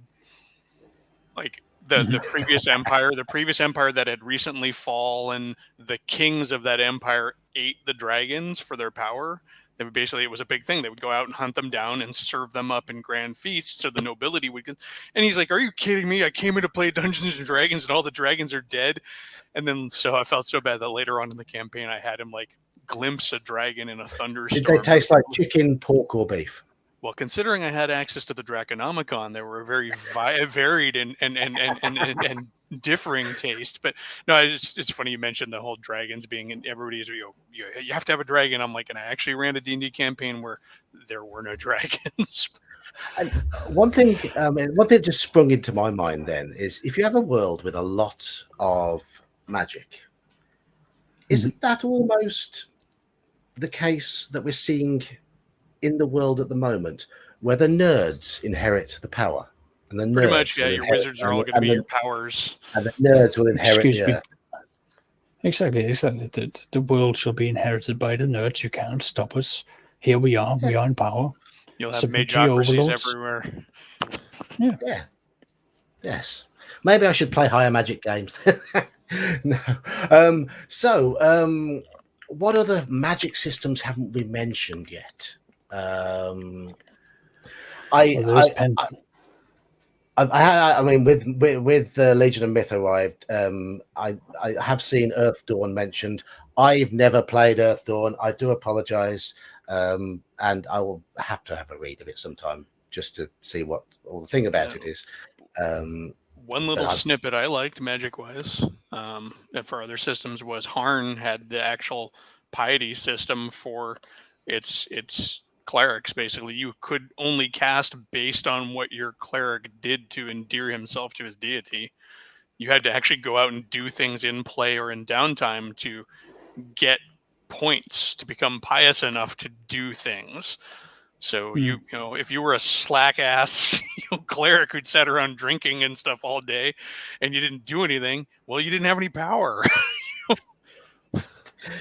And then if you used your power to further your deity, it went even further, because and it had little things like you would perform like a marriage ceremony, or something like that in downtime or whatever like that. You get X number of piety points, but you consecrated a new complete piece of land in the name of your god. Well, there's some decent points, and I could just imagine. I've tried to translate that over to like a D&D system, because I thought it would be great to make clerics. So often clerics play like just a guy who has a battery for powers, and they don't often play like they're the representative of a god. That's really a big deal in 5th edition with warlocks. Warlock players just play really willy-nilly casters and never think about the fact that they had to make a pact for their power. But clerics are supposed to be the representatives of a god, and so many people I've seen play clerics just ignore that part. They ignore the connection with a god. So having an actual piety system where you had to earn that favor, or you could earn that favor, I think would be a great way to encourage your clerics to actually, even during campaigns, when you're in the village of Hamlet, you're like, hey, let me bless some folks, or let me do some preachifying and see if I can make some converts. The experience point system in 2nd edition promoted that sort of idea, whereby, I mean, I don't know how far people took it, but officially, clerics are only supposed to get bonus experience if they cast spells specifically to further the cause of their deity. That's 2nd edition, and I think. I mean, I think that kind of got glanced over by a lot of people, including myself. In I think it's Dragon Magazine 136 or 236.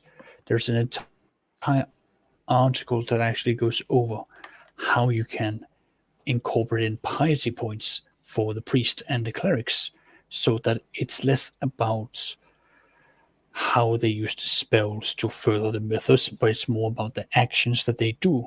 Anywhere from, do you pray at the required time of the day? Do you go out of your way to do charity? Do you help the people of your own faith? Do you do conversions? Do you do missionary work? Do you use the spells in order to promote your god? So forth and so forth. And then this is how you then keep track of it. Yeah, I mean, that's cool. And I'll have to track that down. What was that issue number again? 136 or 236. I couldn't find out which one it was. I've been meaning to check myself. The only issue I can see instituting something like that is you're putting an awful lot more like busy work on your clerics than on any other class any other character in the game. So you have to have a player buy into that. Well, some of it you can Legion of Myth brings up a point I made earlier, in that when magic is all over the place, to me it ceases to feel magical. And yeah, like that. A fireball becomes a weapon of mass destruction. Yeah. And in earlier versions of D&D, they were grossly overpowered in terms of their spell level, but they were worth the wait. And there were those wow moments in a game.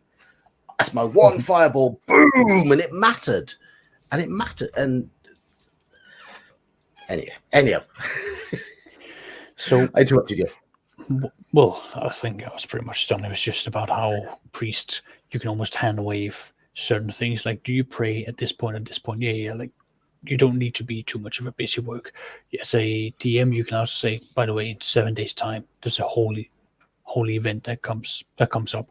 Okay, you remind them again, just like quickly, so like it's tomorrow, it's happening, or in 3 days, and now the player will then sort of convene with the other players, like, okay, we've got to make sure this, and this because I have to attend mass. Again, you can hand wave some of these things, but it's just to make sure that they're aware of it. You can even just turn around and be like, okay, well, your character has been keeping track of the calendar, so you know this is happening, and you as a DM don't even have to. You don't need to go into the nitty gritty. You don't No, need to go into like, the nitty gritty. Just the flavor. Just bring it. Just mention it for the flavor. It's the flavor. It's the flavoring. One thing that in my second edition that happened was that one of the players embodied a sort of like Southern preacher style cleric, because he took the goddess of agriculture, family, and fertility. So he was all about the nuclear family. He was all about, checking up with the farmers, and he would always be seen swigging wine, because if the wine was holy, then he would be holy. And it was just sort of like a major thing that he would go around and do. And it was a great deal of fun. It was a great deal of character. And I loved the way he was presenting that out. If I had, the piety points enforced in that game, then absolutely, he's embodying what the god is about. So it's not so much the busy work; it's also about the role playing that you can bring forth in such situations. I've been mentioning, a few people have mentioned the Conan system, and I've seen a lot of people talking about Conan at the moment.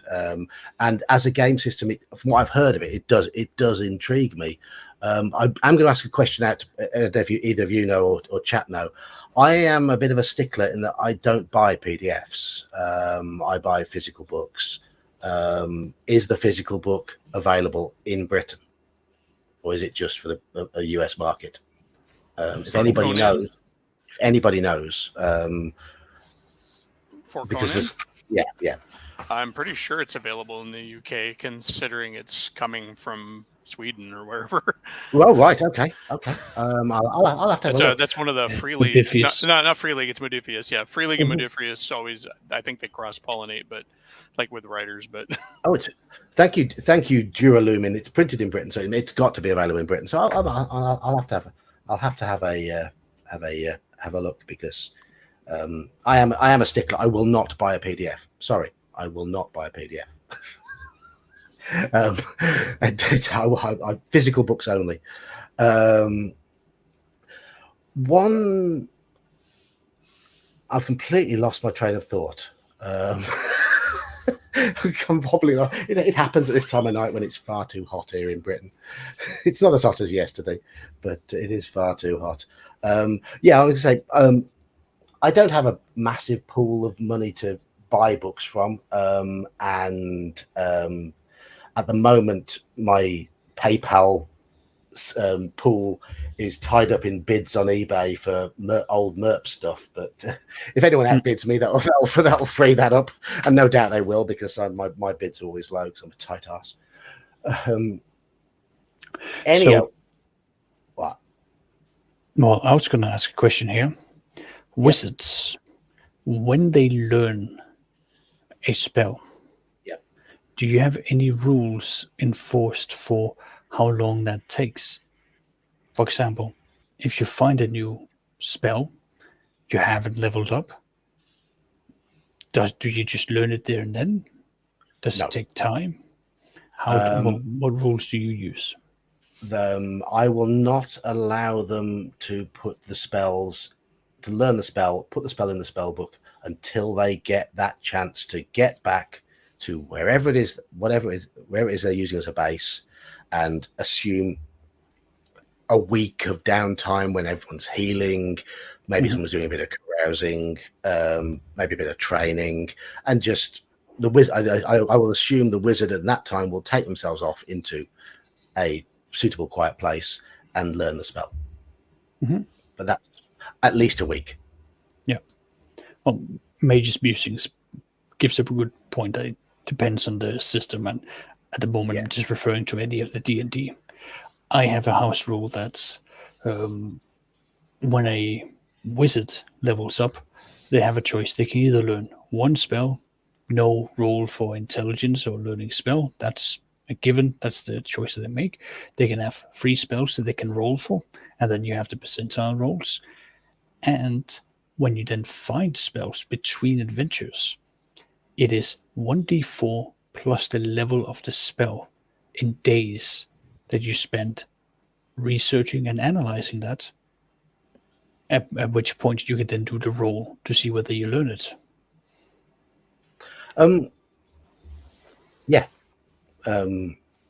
You make the roll at the end of the week. That's how I would do it. Mark Holtman's mentioned here in a series of posts, like the idea of setting where magic is common enough that everyone knows it exists and most people have seen it, but that the more potent magic is super rare and feared. It goes on to say, for example, your village has a girl who can use magic to make the water flow out of the river into the town assistant or specific businesses. And that doesn't scare people because it's small scale, and instead of fearing her, they will pay her to do it. I mean, that fits into a lower magic setting, I think, because it's the subtle magic thing. In fact, that's almost, we were talking about Tolkien earlier, how when reading through the books, and there's a lot more magic mentioned in those books than people claim to remember. How it's subtle, it's sort of in the background. They talk about spells were cast and that sort of thing, and this is almost like that, in the sense where it's a very sort of subtle, gentle, helpful magic. But I know in Tolkien's world, Sauron might spot this happening, but he'd be unlikely to spot this sort of magic happening because it's not interfering with the world so much. Yeah, I've used some subtle magic in my games. Like most of my campaigns have elven steel, which is innately magic because it's forged in magic fire. So they're, even if they don't carry a bonus or anything like that, they still count as magic weapons for purposes of fighting creatures. So there's hair on the chest, not on the head.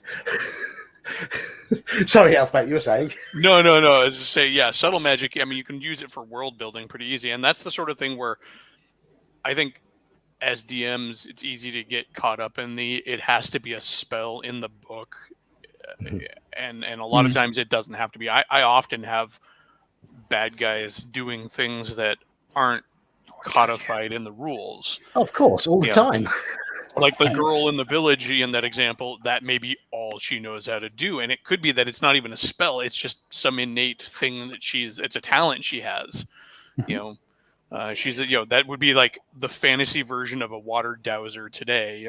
Instead of, some old guy with 2 cross sticks, it's some girl in a village who can pull water from the ground. And, but yeah, I mean, like the elven steel thing, though, they count as magic items for purposes of creatures that can be hit by magic items, but they don't carry any bonus. They can be used to make magic weapons and stuff like that, but because the steel is forged in magical fire, it has an innate magical ability. It's still hard as hell to get, because you have to find elves who are making weapons and steal their steel. So I quite like the idea, instead of having sort of like getting bonuses through non-magical items that are just supremely well made. like the quality weapons or the master crafted weapons. That's an angle I've gone through. You know, a +1, or in 5th edition. It's 5th edition. I used to like, oh, it gives advantage, until I realized that mathematically, you know, advantage is like +5. I'm like, whoops. Indeed. Oh, and I'm just going to say now, this is the first ever super chat that I've ever received. Mazel tov. Thank you, Max.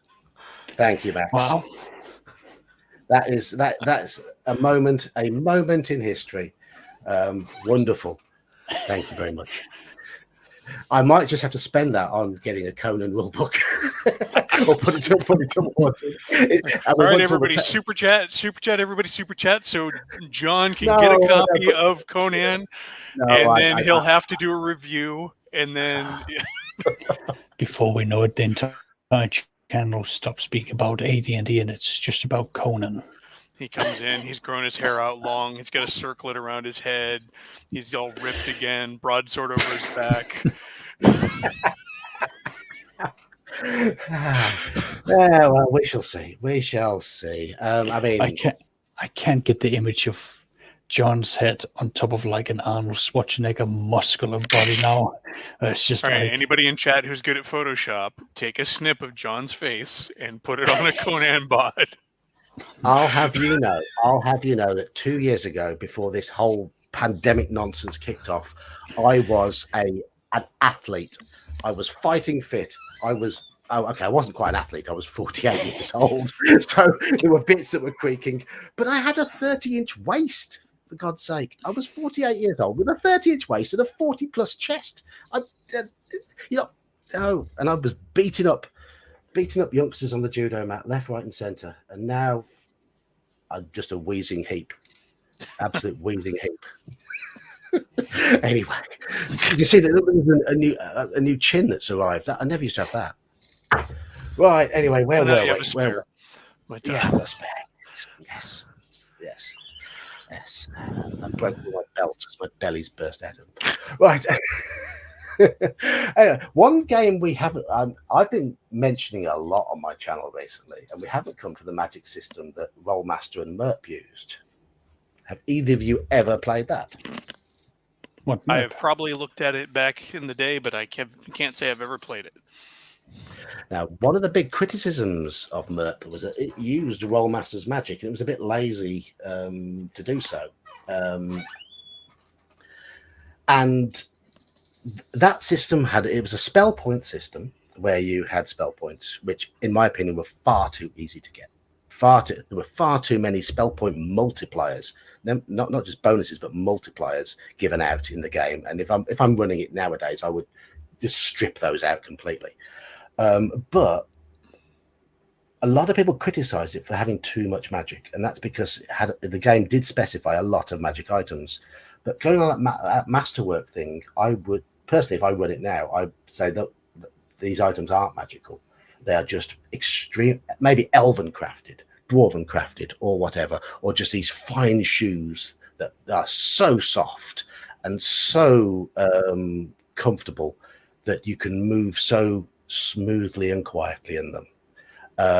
Non-magical, but will have just a little thematic bonus, just a small bonus to improve an ability.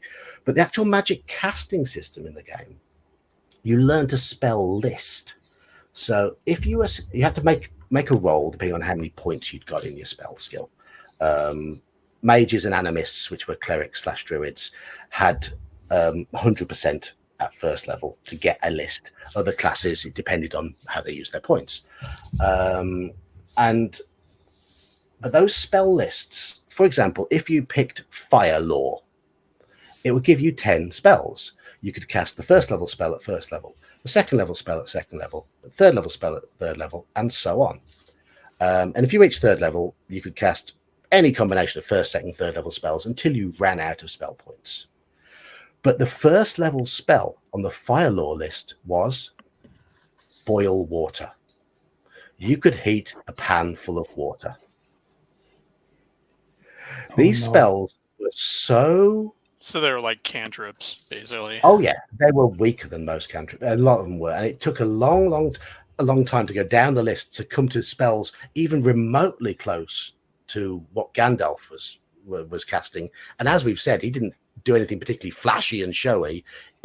Though someone has mentioned he might have cast an earthquake in Moria, but certainly most of the stuff he did is the sort of stuff that you'd see at level 4, 5, or 6 on these lists.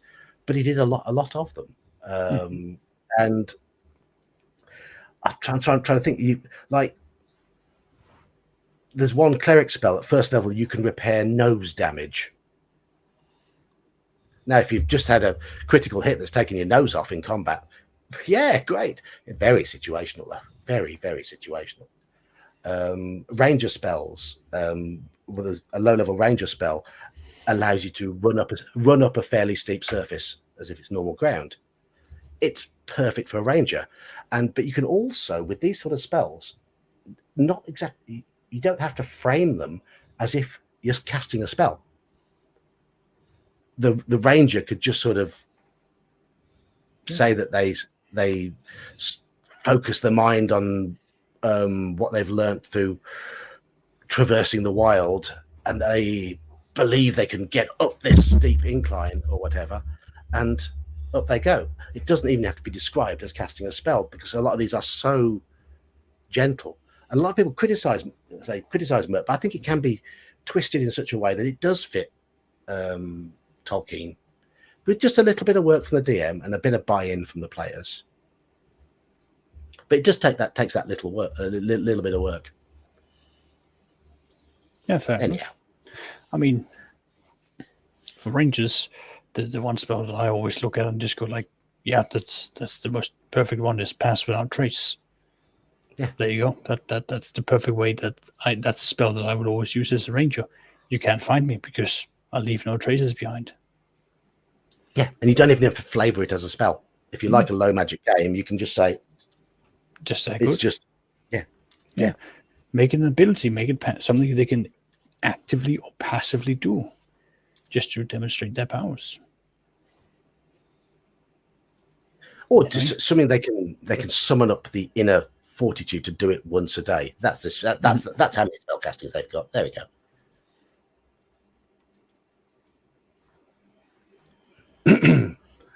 And here we go. I mean, I've been watching chat have been going on about that first super chat. Oh, we've lost Elfbait again. But Grumpy Old Slam mentions magic is not just for magic users. Lord of the Rings. Is that my connection going now? Is this what happened last week? Have I frozen again? Oh no, or was it Saxius freezing? Yeah, no, I was my internet decided to drop, so I jumped over to my phone. It's amazing that mine is behaving itself. Magic is not just for magic users. Lord of the Rings mentions a lot of magic items, a setting where the only magic is from old relics and mages. The people who study them could be interesting. But isn't that a bit like your sort of idea that yes, in your game world?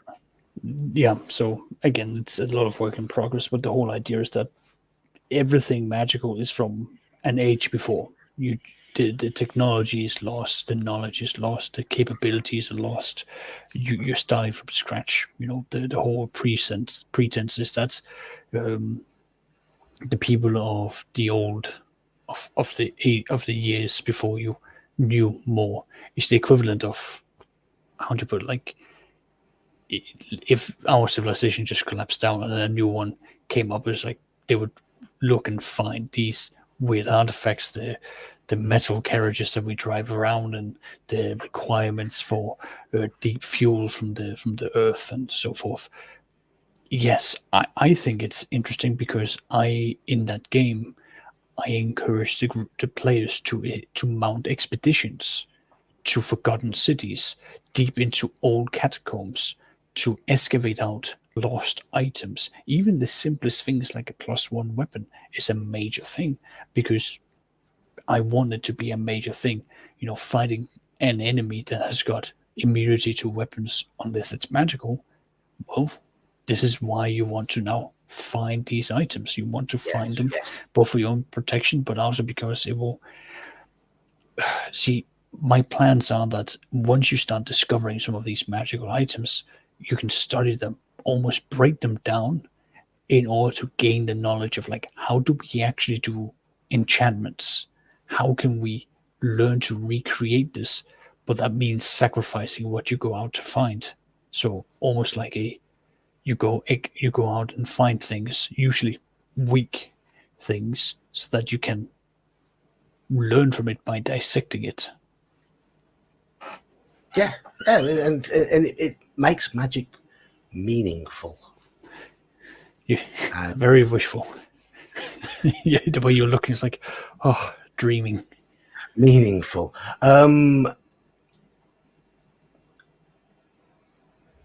Yeah, non-magical items with bonuses due to craftsmanship and materials were a big part of Rollmaster's magic system, and that's how I liked it. Even though the MERP rulebook says a +10 magic item, I quite happily, even I know it's sacrilege nowadays, but if I believed what I do about gaming now when I was a kid and I had those rulebooks that are now worth a bit of money, I would have got a pen and gone through and crossed out the word magic in there. Mage's Musings has asked, what is your take on components through the various editions?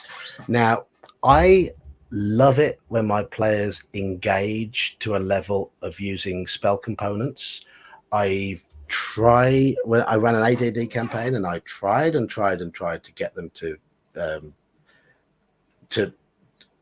think about spell components, but they were the sort of that group I had were sort of players where they were more interested in the takeaway, rolling a few dice, and killing big monsters. They weren't interested in the side of the game. I know you like the crunch and the spreadsheets, and and I like that side of it.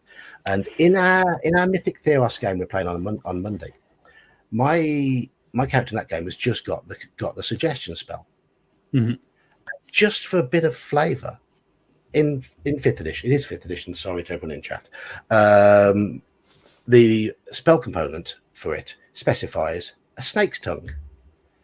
So I said to the DM, while the other players were doing something else, can I find an apothecary in the town? And can I find snake's tongues? People are like, well, why? It's a component for a spell. I'm trying to set that lead by my own play, by my own playing there to show that I like that sort of thing. And so my character, I've made a note of the spell component, which spells have components, and I'm going to make a point of trying to seek them out. Because I want to set that lead for my players. It impacts the game style, which is what is very important to communicate. I know in my 5th edition group, we decided that we are not going to use components because it's not the game that we want to have. So it's not a part of it. For my veteran groups, my current 2nd edition group, I said, listen, I don't want to do components unless it's got a gold value or a specific like rarity to it. So that's how I've done it for that. My long-going Sunday group, I want them to do 2nd edition, but I want them to choose between either we do encumbrance in a proper sense, or we do spell components, and then it will be tracked properly until they reach certain levels. And I will say, spells that require things like animal components, simple, easy to acquire animal components, it's going to be a flat rate in terms of money.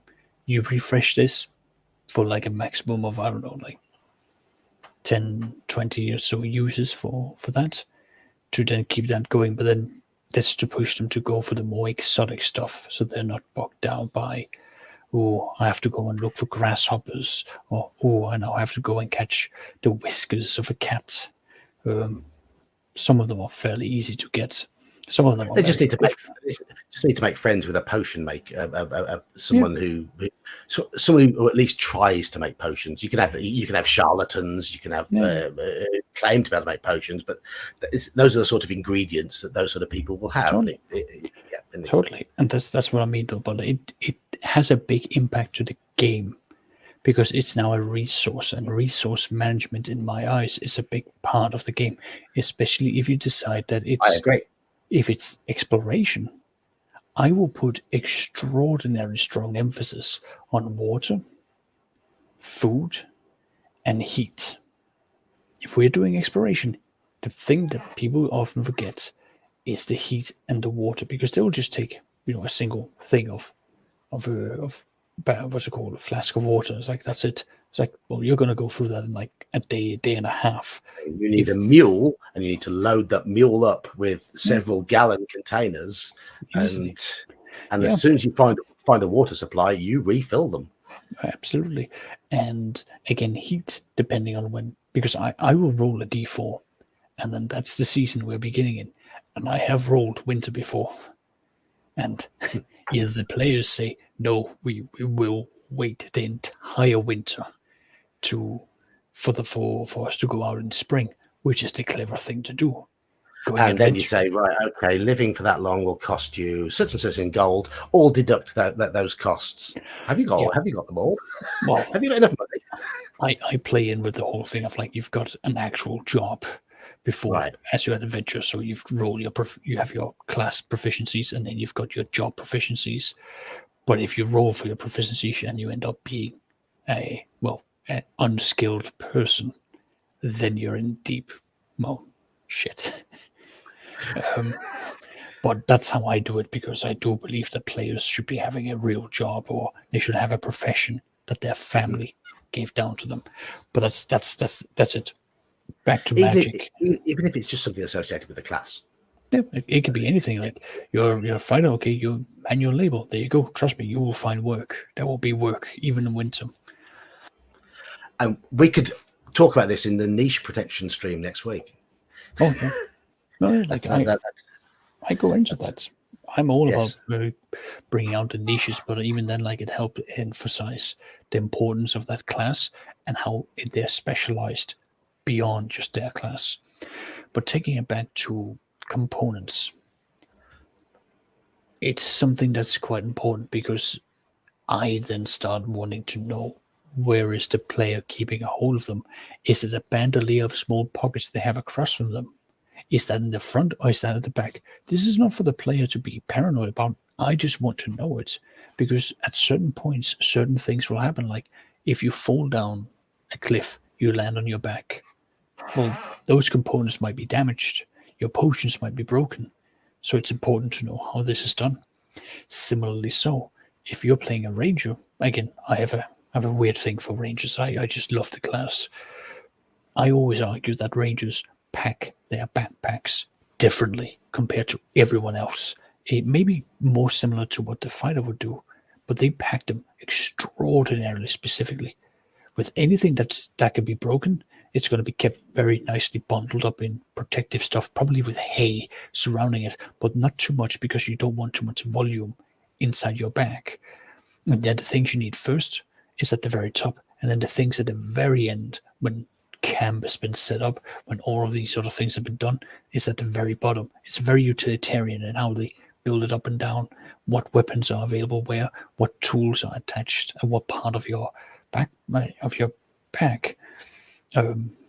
But that's the mindset I approach it from, and it's also how I approach it when it comes to wizards and their components. It's important to keep track of. It has a huge flavor, especially for the player as they go around it. And the funniest thing that can ever occur is when you find magical items and you're out either in a cavern or you're out in a tomb somewhere, and you come back out and you're like, let's research this, and you go through, and then you realize you don't have a pearl. And then you have to get out your world map. How far away are we from the coast? Are there going to be trade routes along the way? how Let's go much are we- oyster fishing. Exactly. And you got to know how to do this. Can anyone swim? Can anyone, well, how good are you at sinking? And can you get back up? Spell components create opportunities for loads of little side adventures and little impromptu quests. And it frustrates me when people hand wave them away because they can become part of the story. Really become part. People don't like the S word story, but the story is the game that unfolds at the table. It's not always pre-prepared. It's the game that unfolds at the table. The actions in the world, the dice, the players' decisions, all make up the story. Resource management and scarcity create opportunities for play. Yes. Exactly. Just like getting your butt handed to you by a bunch of monsters and having to find somebody to resurrect the wizard can create opportunities for play. I mean, this whole idea that arrow counting, ration counting, all of that is somehow derogatory and detrimental to the game. I dislike it severely because I mean, so many of my favorite moments in campaigning came from those situations. Yeah. The desperation of being down to your last arrow, like Saxius was saying, where do we find pearls? Or when the character when the party member gets killed, and you don't have a character in the party who's high enough level to cast resurrection or raise dead or anything like that, what are you going to do? Or sometimes you don't even have healing magic. You might have to go find healing, and you might be away from the city. So what are you doing? You're checking for rumors in the nearby village, which can create little side quests where you have to go find the druid in the woods. Or talk to the orcs and say, hey, if I pay you, three rabbits and this nifty shiny thing, will your shaman heal my guy? Yeah. It's all an opportunity to enhance the game. And it gets even better because who knows? Because if you're playing a campaign long enough, then that orc tribe that you traded with down the road could be we need muscle to deal with this campaign issue. Remember those orcs who we made a deal with, or those lizard men who we killed the crocodile for. Saltmarsh has that built right in, right? Yes. And my group are currently utilizing those lizard men at the moment in the Savagin lair. It's all about to go horribly tits up. I don't know if any of them were watching. I know one of them was in the stream earlier, but I will actually. I'm hoping that none of them are watching. But last session, right? For those who know U3, the final enemy, it's all about creeping into the Savagin lair, finding out the general layout, how many are there, the hierarchy, and their general sort of advancement in terms of they know they're preparing for war. How imminent is it? And the idea being that you're back with information, and there's an alliance of other races that will then use that information to take out the threat. So last session, my group were doing ever so well. They got into they managed to get into the front entrance, kill all the guards.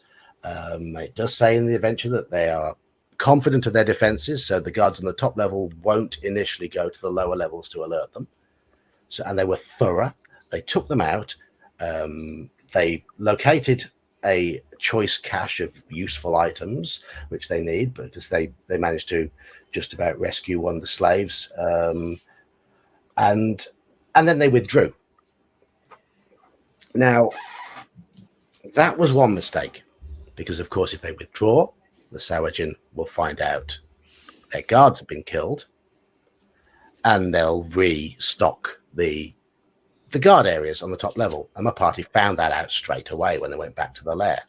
So they used these new items they found to go down underwater, found one entrance that had 60 plus of the creatures, and they were like, okay, we're not going to go that way. We're not going to go that way. And then they got a map from the lizard men which shows another entrance which is submerged. They found that, and that's not guarded. And they got in through there. They were sneaking around effectively. They were dealing with any Sahuagin they came across without letting any escape. And they were generally being quite quiet about it. They were doing a really, really good job until they walked in on the family room, which contains about 40 females and about 15 young. Okay. Now, the adventurers made it quite clear that Sahuagin are thoroughly irredeemably evil. So there's no problem with killing the babies. No problem at all with killing the babies because they cannot be redeemed. They kick off a fight. I told them that they see a group of the females leaving by another exit. And that was a bit of a hint to say, get the hell out of there. But they stayed fighting for another couple of rounds, including dropping an ice storm, which is a spell that works underwater, and they'd found on a scroll that had been treated for underwater use earlier in the adventure. They dropped an ice storm on the entire room, annihilating the remaining women and kids. Mm-hmm. So now they've killed all bar 4 of the women and kids in that lair. Right? And the rest of the Sahuagin in the lair know they're there. As soon as they killed them, they started running back to try and get air because there's a limit to how much air they've got because water breathing wears off after a while. And they've been doing a good job of tracking how long they got left. So we ended the last session on a cliffhanger. I said to them, you reach the stairs up to the dry level just as a mass of the sea devils come flooding into the chamber as you start climbing the stairs. And that's where we ended. So next session, they've basically got to get away from those that are coming up the stairs, but they also do know that the top level has been re-guarded. So if they're going to get out of there, that is going to be one hell of a fight. It's going to be immense. And the whole, I tend to prefer D&D with lots of small skirmishes, but I reckon next session, which is in just over a week's time, I think it's going to be 4 hours on Discord, and I think it's going to be a fight from start to finish. Oh yeah. That is just going to be, but that's what it's been building up to. That's what it's been building up to. There is nothing wrong with massive battles where it is you versus who knows what else. I've had my second edition where it was 4 players and 6 NPCs versus 150, probably even 160 hobgoblins at their home turf of a fortress that they've built themselves. And it was just, again, this was in the middle of a very thick forest. But from the very beginning to the very end, it was just there was 2 sessions of intense combat. And that's including an entire session where they were scouting, analyzing, data gathering, analyzing, spell preparations, spell analysis, planning, replanning, contingencies, the whole 9 yards. There's 3, maybe even 4 sessions of just intense combat with several of the players going down to below 10 HP. One of them even going into the negatives after he was hit by a hail of arrows. It was intense. It was insane. And they would not have come out on top if it hadn't been for, 1, the NPCs, but also 2, they had, very good distribution of magical items that they made sure was given out. And it was very good communication because they decided, like, okay, we speak these languages. You're dwarves, we will shout at you in Dwarven for these things.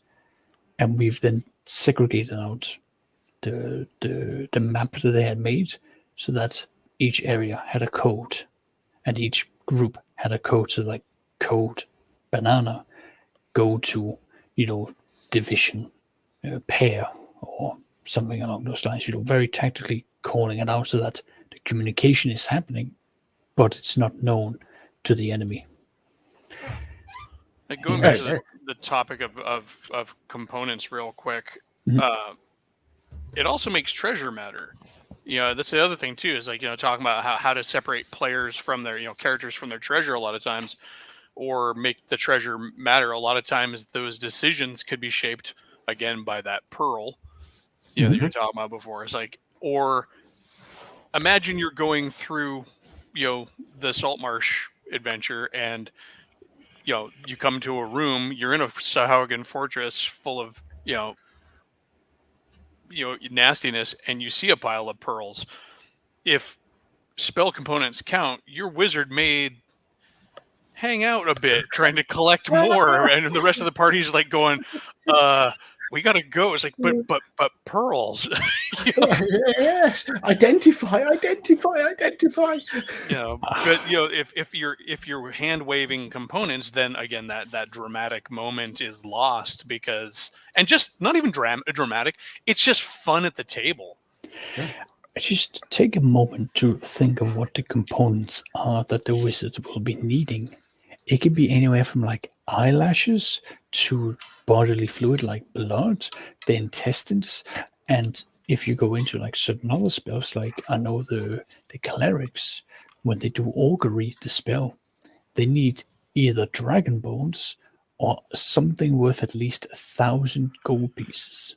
I will say that I tend to hand wave some of the more common things. Like if it's an eyelash, I'm like, okay, well, the wizard's probably just going to pluck his own eyelash, or like dust or ash. If it's common stuff, I figure he's pulling it out of the campfire every day. Common stuff, I agree. The point I was trying to go at is that wizards can become very ghoulish when they're presented with bodies, especially if it's a magical creature like a hippogriff.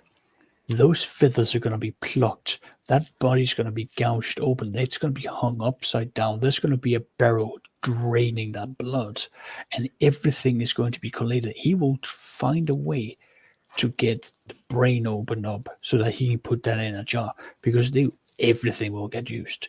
Everything. And it'll be probably normal to the ranger, who might be a bit upset that it's happened, but it's an opportunity for a bit of role playing, isn't it? It is, but this is where it then gets interesting, because good heavens, like, we're actually doing this, or we're actually going, like, if you need like the ashes of ghouls or something like that, you're actually going out to fight ghouls. Mage abusing is bringing out a good point. Even non-wizards go harvesting for these things. It's entire adventure hooks. Yeah. My second edition group, I'm sure I've told this story before. One of the players just at his level 6 just made an offhand remark that he wants hippogriff eggs, and he was willing to put out a bounty of 100, 200, 300 gold for hippogriff eggs. So I ran some fun scenarios of DCC for myself to see how long it would take. It took 6 months in real life before I had anything that was successful, with these random NPCs showing up to him, bloodied, bruised, clothes and tatters, going, "Sir, we have the trophy of the things you've asked for. We would like our payment, please." I know in my 5th edition game, I've got one of the new characters in my party looked at the price of poisons and is like, "Can I find poisons?" I'm like, "Well, if you find the right creatures, and then they were like, "Wyvern poison and purple worm poison is really cool. I want to go find it." I'm like, "You guys are 6th level. Even at 6th level, purple worm is going to be kind of a hard kill, Yeah. But it inspired the character to want to go and start harvesting. And I've had players in the past who wanted to skin dragons because they wanted to make dragon scale mail and stuff. Oh, no. That's like wearing human skin for dragons. That's true, but we always played that dragon skin, dragon skin mail was proof against the breath weapon, at least the projected breath weapons. Obviously, it's not going to do a damn bit of good against a green dragon, and it's chlorine gas. No, I agree, but I always find it funny that when you then have the person who's just like, "I've got this made out of this color dragon." It's like, okay, even the good dragons are gonna look at you and go like, "Oh, you are insane. You are insane." You were saying about how ghoulish they can get. I'm going to twist it back to Call of Cthulhu here, and I've got a number of scenarios where the spell components that are required to cast the ritual to win the scenario. Say no more, Call of Cthulhu. It's gloriously ghoulish. There's one Doom Train where they have to build a model of a train set that they saw in a little shop before they boarded this Doom Train. But the only things they've got there to use are human entrails. They have to build the train tracks using human entrails, and then they have to mimic the passage of the train using a heart all the way around. They have to do a certain number of laps around the track. That is pretty damn grim.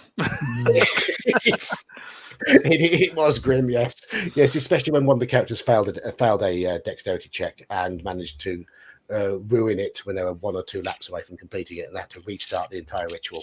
And they're being attacked by zombie passengers on the train. Jeez. Yeah, I know. If I had sanity went in that encounter. It can get pretty dangerous too, because I remember we had a back using one of the old Rolaids books from back in the day. We had a demon slayer in an AD&D game, and he was trying to make a suit of scale mail that was made out of the teeth of demons. So every time he'd kill a demon, he'd spend time plucking the teeth because he was going to string them together to make a suit of to make a scale shirt. That's going to take a long time. Oh yeah, he also had this great idea. It was like, I'm going to etch each tooth with the rune of the type of demon. He was trying to make this whole like demon-proof armor suit. I'm like, cool. Yeah, he spent plenty of time hanging around trying to do this stuff while the rest of the party is like, can we go now? I don't want to be here anymore. Yeah. Too many demons, too chaotic. Mark Hawkman made an interesting comment here. The idea of magical items absorbing power from the world around them, like an aged wine, and that you can't just make it. Yeah. So a magic wand becomes more powerful each time a wizard channels power through it. I mean, I like to have it so that magical items are typical a reflection of the legends of the person who used it. So if we have, for example, a +1 sword, that's typically going to be a person who has used that sword, gone adventuring from level 1 to level 5 or 6, and only used that sword, and now part of that legend is now encompassed into it. And I wouldn't hold back from there, like, oh, it's just, that person. But then it's brought down to the next person and the next person, and the legend sort of snowballs from there. And that's how, in my opinion, you can develop into almost powerful artifacts, as the thing sort of like grows, the legend grows, and the item becomes more than just an item, because it's a part of so much more, so many adventures, so many events. Yeah, and you can even do like spontaneous magic items too. You could also have the connection between the user of the item and the item growing the more they use it. And if the use of the item perishes, then there's an essence of the user's spirit remaining in the item, and that could be where intelligent magic items come from, perhaps. Yeah, I had one adventure I ran back in the day. One of the best item in the entire dungeon was nothing more than a tarnished, old, mundane-looking blacksmith's hammer, but the blacksmith had died defending the castle and his family, and that hammer had him in it, basically, and everybody overlooked it. They went through the entire adventure and just left that thing sitting in the smithy because it didn't look like anything special, and nobody cast detect magic or anything like that. So here's this mighty hammer just sitting around. But yeah, it wasn't like a wizard created it. It was this legendary item because this brave. Did you have the evil dungeon master's smile when you were describing that item to put them off? Is that? I'm actually pretty good at just having a no face, like when I'm running games. So I don't do evil smiles. I haven't got much of a poker face, so my face, for multiple reasons, works better running games online. I have the advantage of being overly smiley, anyways. So for me, it's just it's not. I don't smile at particular times. I'm just generally a cheerful guy, and so I usually have a smile on my face. So it serves me well in fooling people. Fair enough. I do have the T-shirt which says, "Was it never trust a smiling dungeon master?" Yeah. Or just says, sorry, beware the smiling dungeon master. As far as the magic items becoming more powerful each time a wizard channels a power, I know they've done in 5th edition. There's been some stuff that's come out for like weapons that kind of level up with the characters, which I thought was kind of cool. I've done that. I've been doing that anyway for the entirety. I've been running games since I've come back to the hobby. I mean, the idea of items gaining power with the characters is something I love. Doesn't need to be supported by the rules as far as I'm concerned. I will do it. No, and even if it's not supported by the rules, but I think it's interesting that 5th edition with its attunement rules almost gives you a really good excuse to do that. If I am attuned to this magic item, like connected to it some way, then why not? Why isn't it leveling with me? That is true. I am afraid I'm going to have to hop off here because I have got to work tomorrow. And I did see you exhaling a little then. Yes. I'm getting to that stage in the evening. It's been a little fun, both of you. All right. It has been fun. Have a good night, sir. Thank you, Sextus. When the DM smiles, it's already too late. Yeah, it's often the case, but my poker face is so bad that quite often the smile will start cracking across my face as soon as I get the idea of what might happen. So it can be a bit of a giveaway that. I also have to admit to being kind of I'm sort of a player cheerleader when it comes to being a DM, and I really have a tendency to just want my players to succeed. So there's times where I'm just like, I'll even do after action reports where I'm like, in that last battle, you should have done this. Yeah, I mean, I know some people don't like that, but I do the same sort of thing. I do it at the end of a session. I say, yeah. And I don't see a problem with it. There was a game show in Britain that used to, if they didn't win the big prize, the host would show them what the big prize was, and the line was, "And here then, look what you could have won." And it became a bit of a catchphrase. It's like, ha! Yeah, with especially I'm not trying to bag on 5th edition. This is just the nature of the beast. With 5th edition having so much going on character sheets, I often find that my players are losing track of what they can do. Yeah. And my brother disagrees with me, but him and I have wonderful debates over D&D. But I feel like 5th edition does put a lot on the plate for players, because back in AD&D you had character abilities, yes, but other than that, the core stuff your character could do, you had your magic items. And there was often, you might run into the occasion where you had that golf bag situation where you're like, which magic sword do I use today, right? Or which one do I pull out? But I feel like with 5th edition, it's really easy for people to lose track. And so, yes, I often do find myself after a couple of sessions, I'm like, you have that magic sword. One of the things like my wife's character has this magic sword that can do mirror image like once a day and blink like twice a day. As its abilities. And I'm like, that would have been so useful so often. But there's a lot.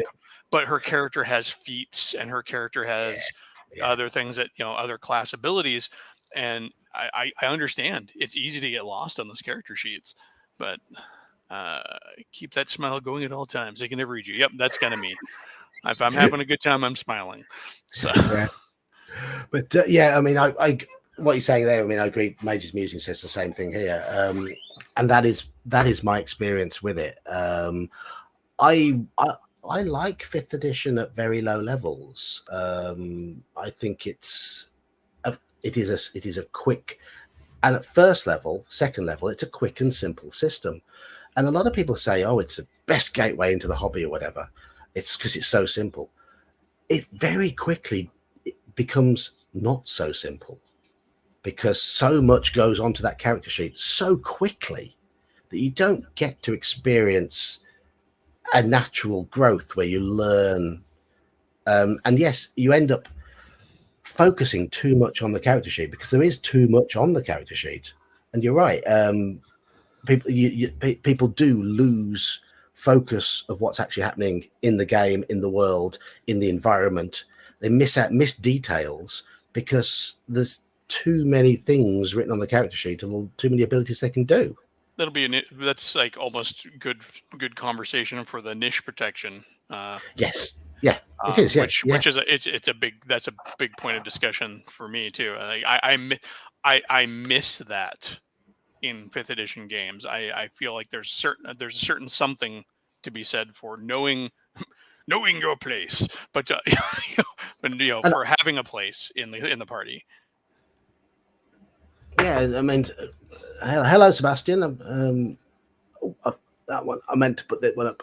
Yeah, played 5th edition for a while, but after level 8 or 9, it bogs you down a lot. Yes, it does. It really does. And I would actually say around level 5, it starts to bog down. Yeah, we're level 6 in my campaign, and in the one that I'm running, and and especially considering they've gone through those levels pretty quick. Yeah, they do. They do. Yeah, my brother was running a campaign, and I kept having to miss sessions, and he wasn't using XP, he was using some sort of milestone or something like that. And every time I would come back, I'm like, we're what level? I didn't even get to use my level 5 abilities. Yeah. But anyways, yeah, and Grumpy Old Slan here says that people use the character sheet more than the environment their characters are in, and that is a shame. And that's when people I mean, going back to spell components, you can approach it with all the best intentions in the world about using spell components or whatever, but when you start having 20 odd spells on your list, I can guarantee you that you'll start forgetting about the components because there's so many spells to choose from and so many cool abilities to choose from and whatever, that those little bits and pieces that made the game feel interesting and engaging. I would also argue that, do those 20 spells actually matter much? Because if you're still using just 3 or 4 spells on a regular basis, does it really matter that you have 20? I mean, are we looking at basically a situation where it seems cool on paper, but ultimately you can only do so much in a turn, so what's the point of having 8 million things? And yeah, and it seems to become more and more combat orientated in terms of problem solving, because those interesting sort of environmental problems, the characters have become so powerful they can just bypass a lot of them really, really quickly. Then you've got people who can create food at will and all that sort of thing, and suddenly all those environmental issues that were making the game interesting at the start, everything seems to just sort of be channeled towards combat to use the abilities, and combats get bigger and bigger and take longer and longer. It just takes more and more of a session.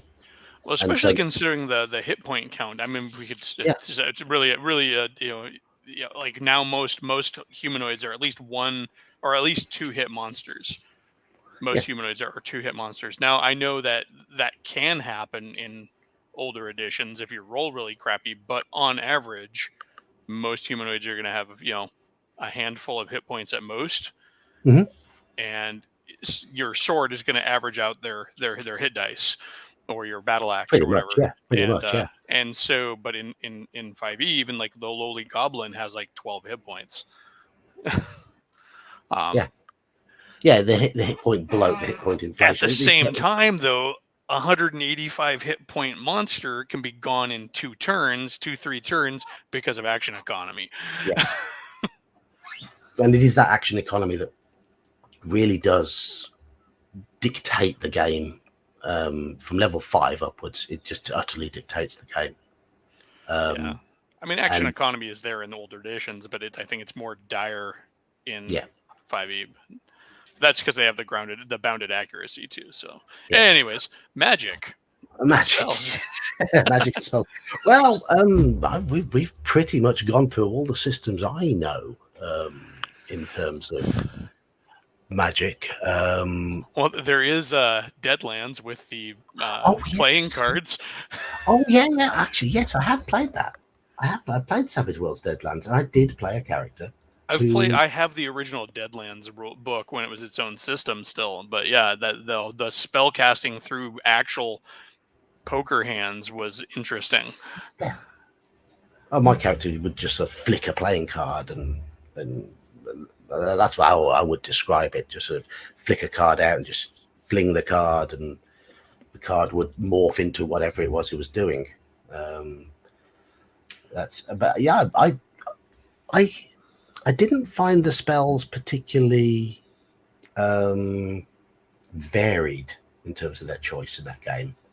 No, I think they were trying to make magic more like a different set of equipment, more so than a lot of reality breaking magic. Yeah. You know, like, here's my magic grappling hook. Here's my magic pistol. My character could make a little whirlwind effect. I do remember that. The Dust Devil. That was it. Yes, that was it. And Mage's Musings, I would like you to wash your mouth out with soap for mentioning the Player's Option series in 2nd edition. No, I've never used that system. I refuse to own those books. I think they were the beginning of the end of 2nd edition and AD&D as we know it. Yeah, I have them. They're fun to mine, but I won't get them. I won't even get a pirated PDF of them. I'm not interested in them. That's a level of my disdain for them. Yeah. Well, I mean, and I can see the merit in a points-based spellcasting system if you're building your magic thematically, your meta for your magic around that idea that wizards are not a matter of learned spells, or they are learned spells, but spells take a certain amount of their power and their energy. Yeah, I could definitely see that, and then see that being a very workable thing that you could do, and that's what a point system kind of really allows for. But I think you then have to build your entire world around that. You have to have, different kinds of monsters and different kinds of magic all over the place. It also solves for that hey, it kind of cuts out some of the fiddly bits of what spell levels do I have left, because it's just a matter of what points you can do. I mean, it's easy also to cast yourself into a corner though, because you get a little too free with those points, and next thing you know, all you can do is cast light. So there's traps in there, pretty in terms of making your characters as trap options. I'm guessing. I found that with 3rd edition. I've only tried 3rd edition very briefly, and it was if you didn't keep up with the arms race, and if you didn't pick things to thinking of power ahead of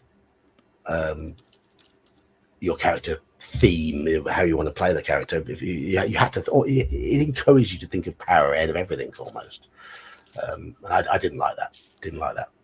Yeah, it could definitely be abused, but it, like the title says, it's an option. So I guess if anything, it's for those people who really just can't or don't want to get their brain around Vancium magic, which I can understand as a fair. But they had to get their brain around other parts of the game, other mechanics. It didn't dumb anything down, in my opinion. Those books, they added extra crunch. Well, yeah, And I would say the thing there is that when you're using that point-based system for spells, for example, you're not making the game any easier, but maybe you're making it thematically more appealing to people, because Vancium magic, this whole idea of I forgot a spell and now I can't cast it anymore, is actually hard for some people to really enjoy. It's not that they don't understand it, it's just it doesn't gel with their imagination, and we're Mm. talking about a game of imagination, you ultimately having to play it. So I can see the appeal there. It's just, in this case, it's just you have a battery of magic power, and And you once it's gone, it's gone. exactly. And that makes a lot more sense to a lot of people, and that's fair, I think. But yeah. I mean, yeah, I mean, MERP does have spell points as such, and it works in the same sort of way. It's just that the spells are the power of the spells is drastically reduced, and they're very, very situational. So having a battery of magic, potential battery of magic, doesn't really matter. The way you were describing them, I think the MERP magic system would have irritated me a bit. I'm like, why is this spell only allow me to heal somebody's nose? I mean, But does it allow me to heal anything the size of a nose or the general tissue count of a nose? but the thing about that, I mean, that particular list, I think it's organ ways or something. When you get to second level, you can heal a different part of the body.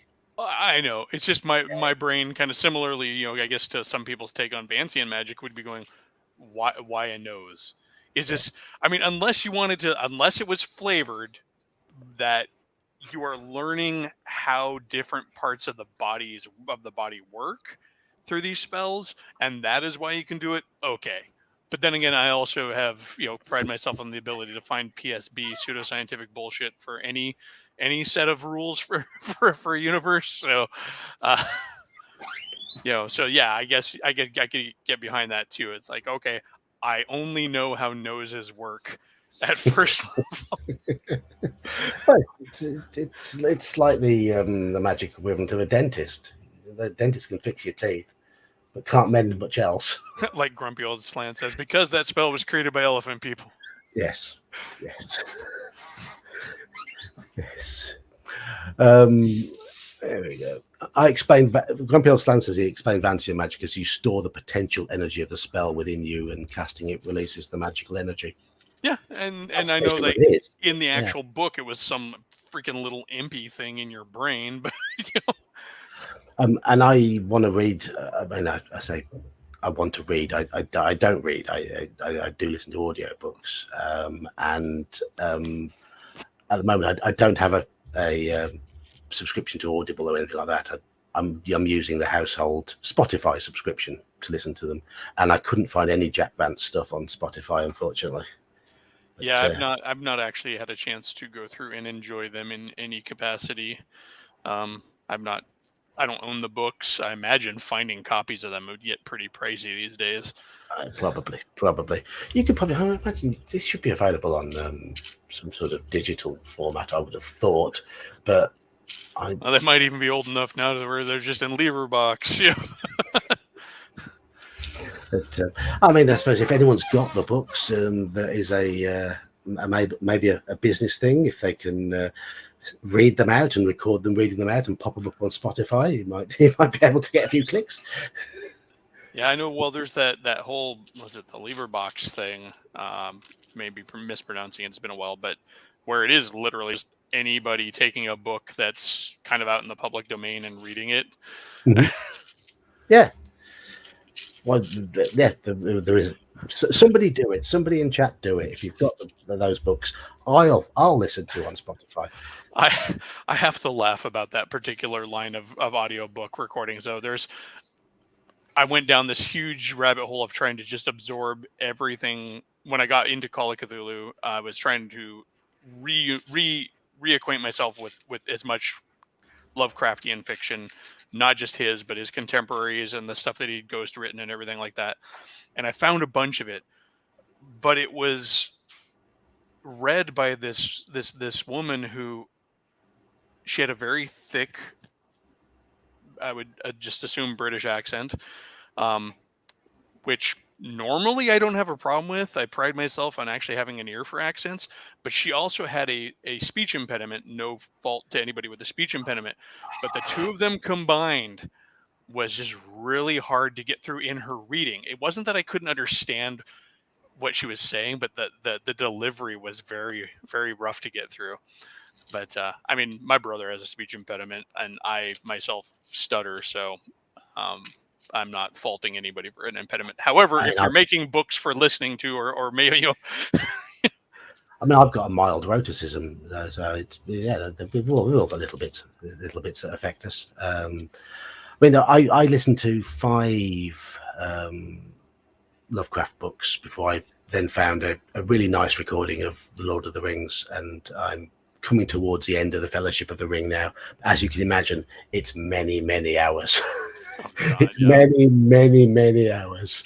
I started listening to Bernard Cornwell's stuff on the Last Kingdom stuff on audiobook, and that's a lot, and that's not even anywhere near Tolkien. So. Yeah, I mean the whole of Beyond the Mountains of Madness was about 5 or 6 hours, but the whole of the Fellowship of the Ring is about 18 hours. Well, Lovecraft did short stories, and even his full novellas were like not huge. No. I mean, Beyond the Mountains of Madness it wasn't massive, but 6 hours of getting through an audiobook is still significant. I need to step away, actually, probably for the rest of the night. Actually, real quick, just looking at the time. No worries. All right. Thank you for coming on, as always. Not a problem. Bye. All right. Cheers. So it's just me and chat left. Let's see what we've got.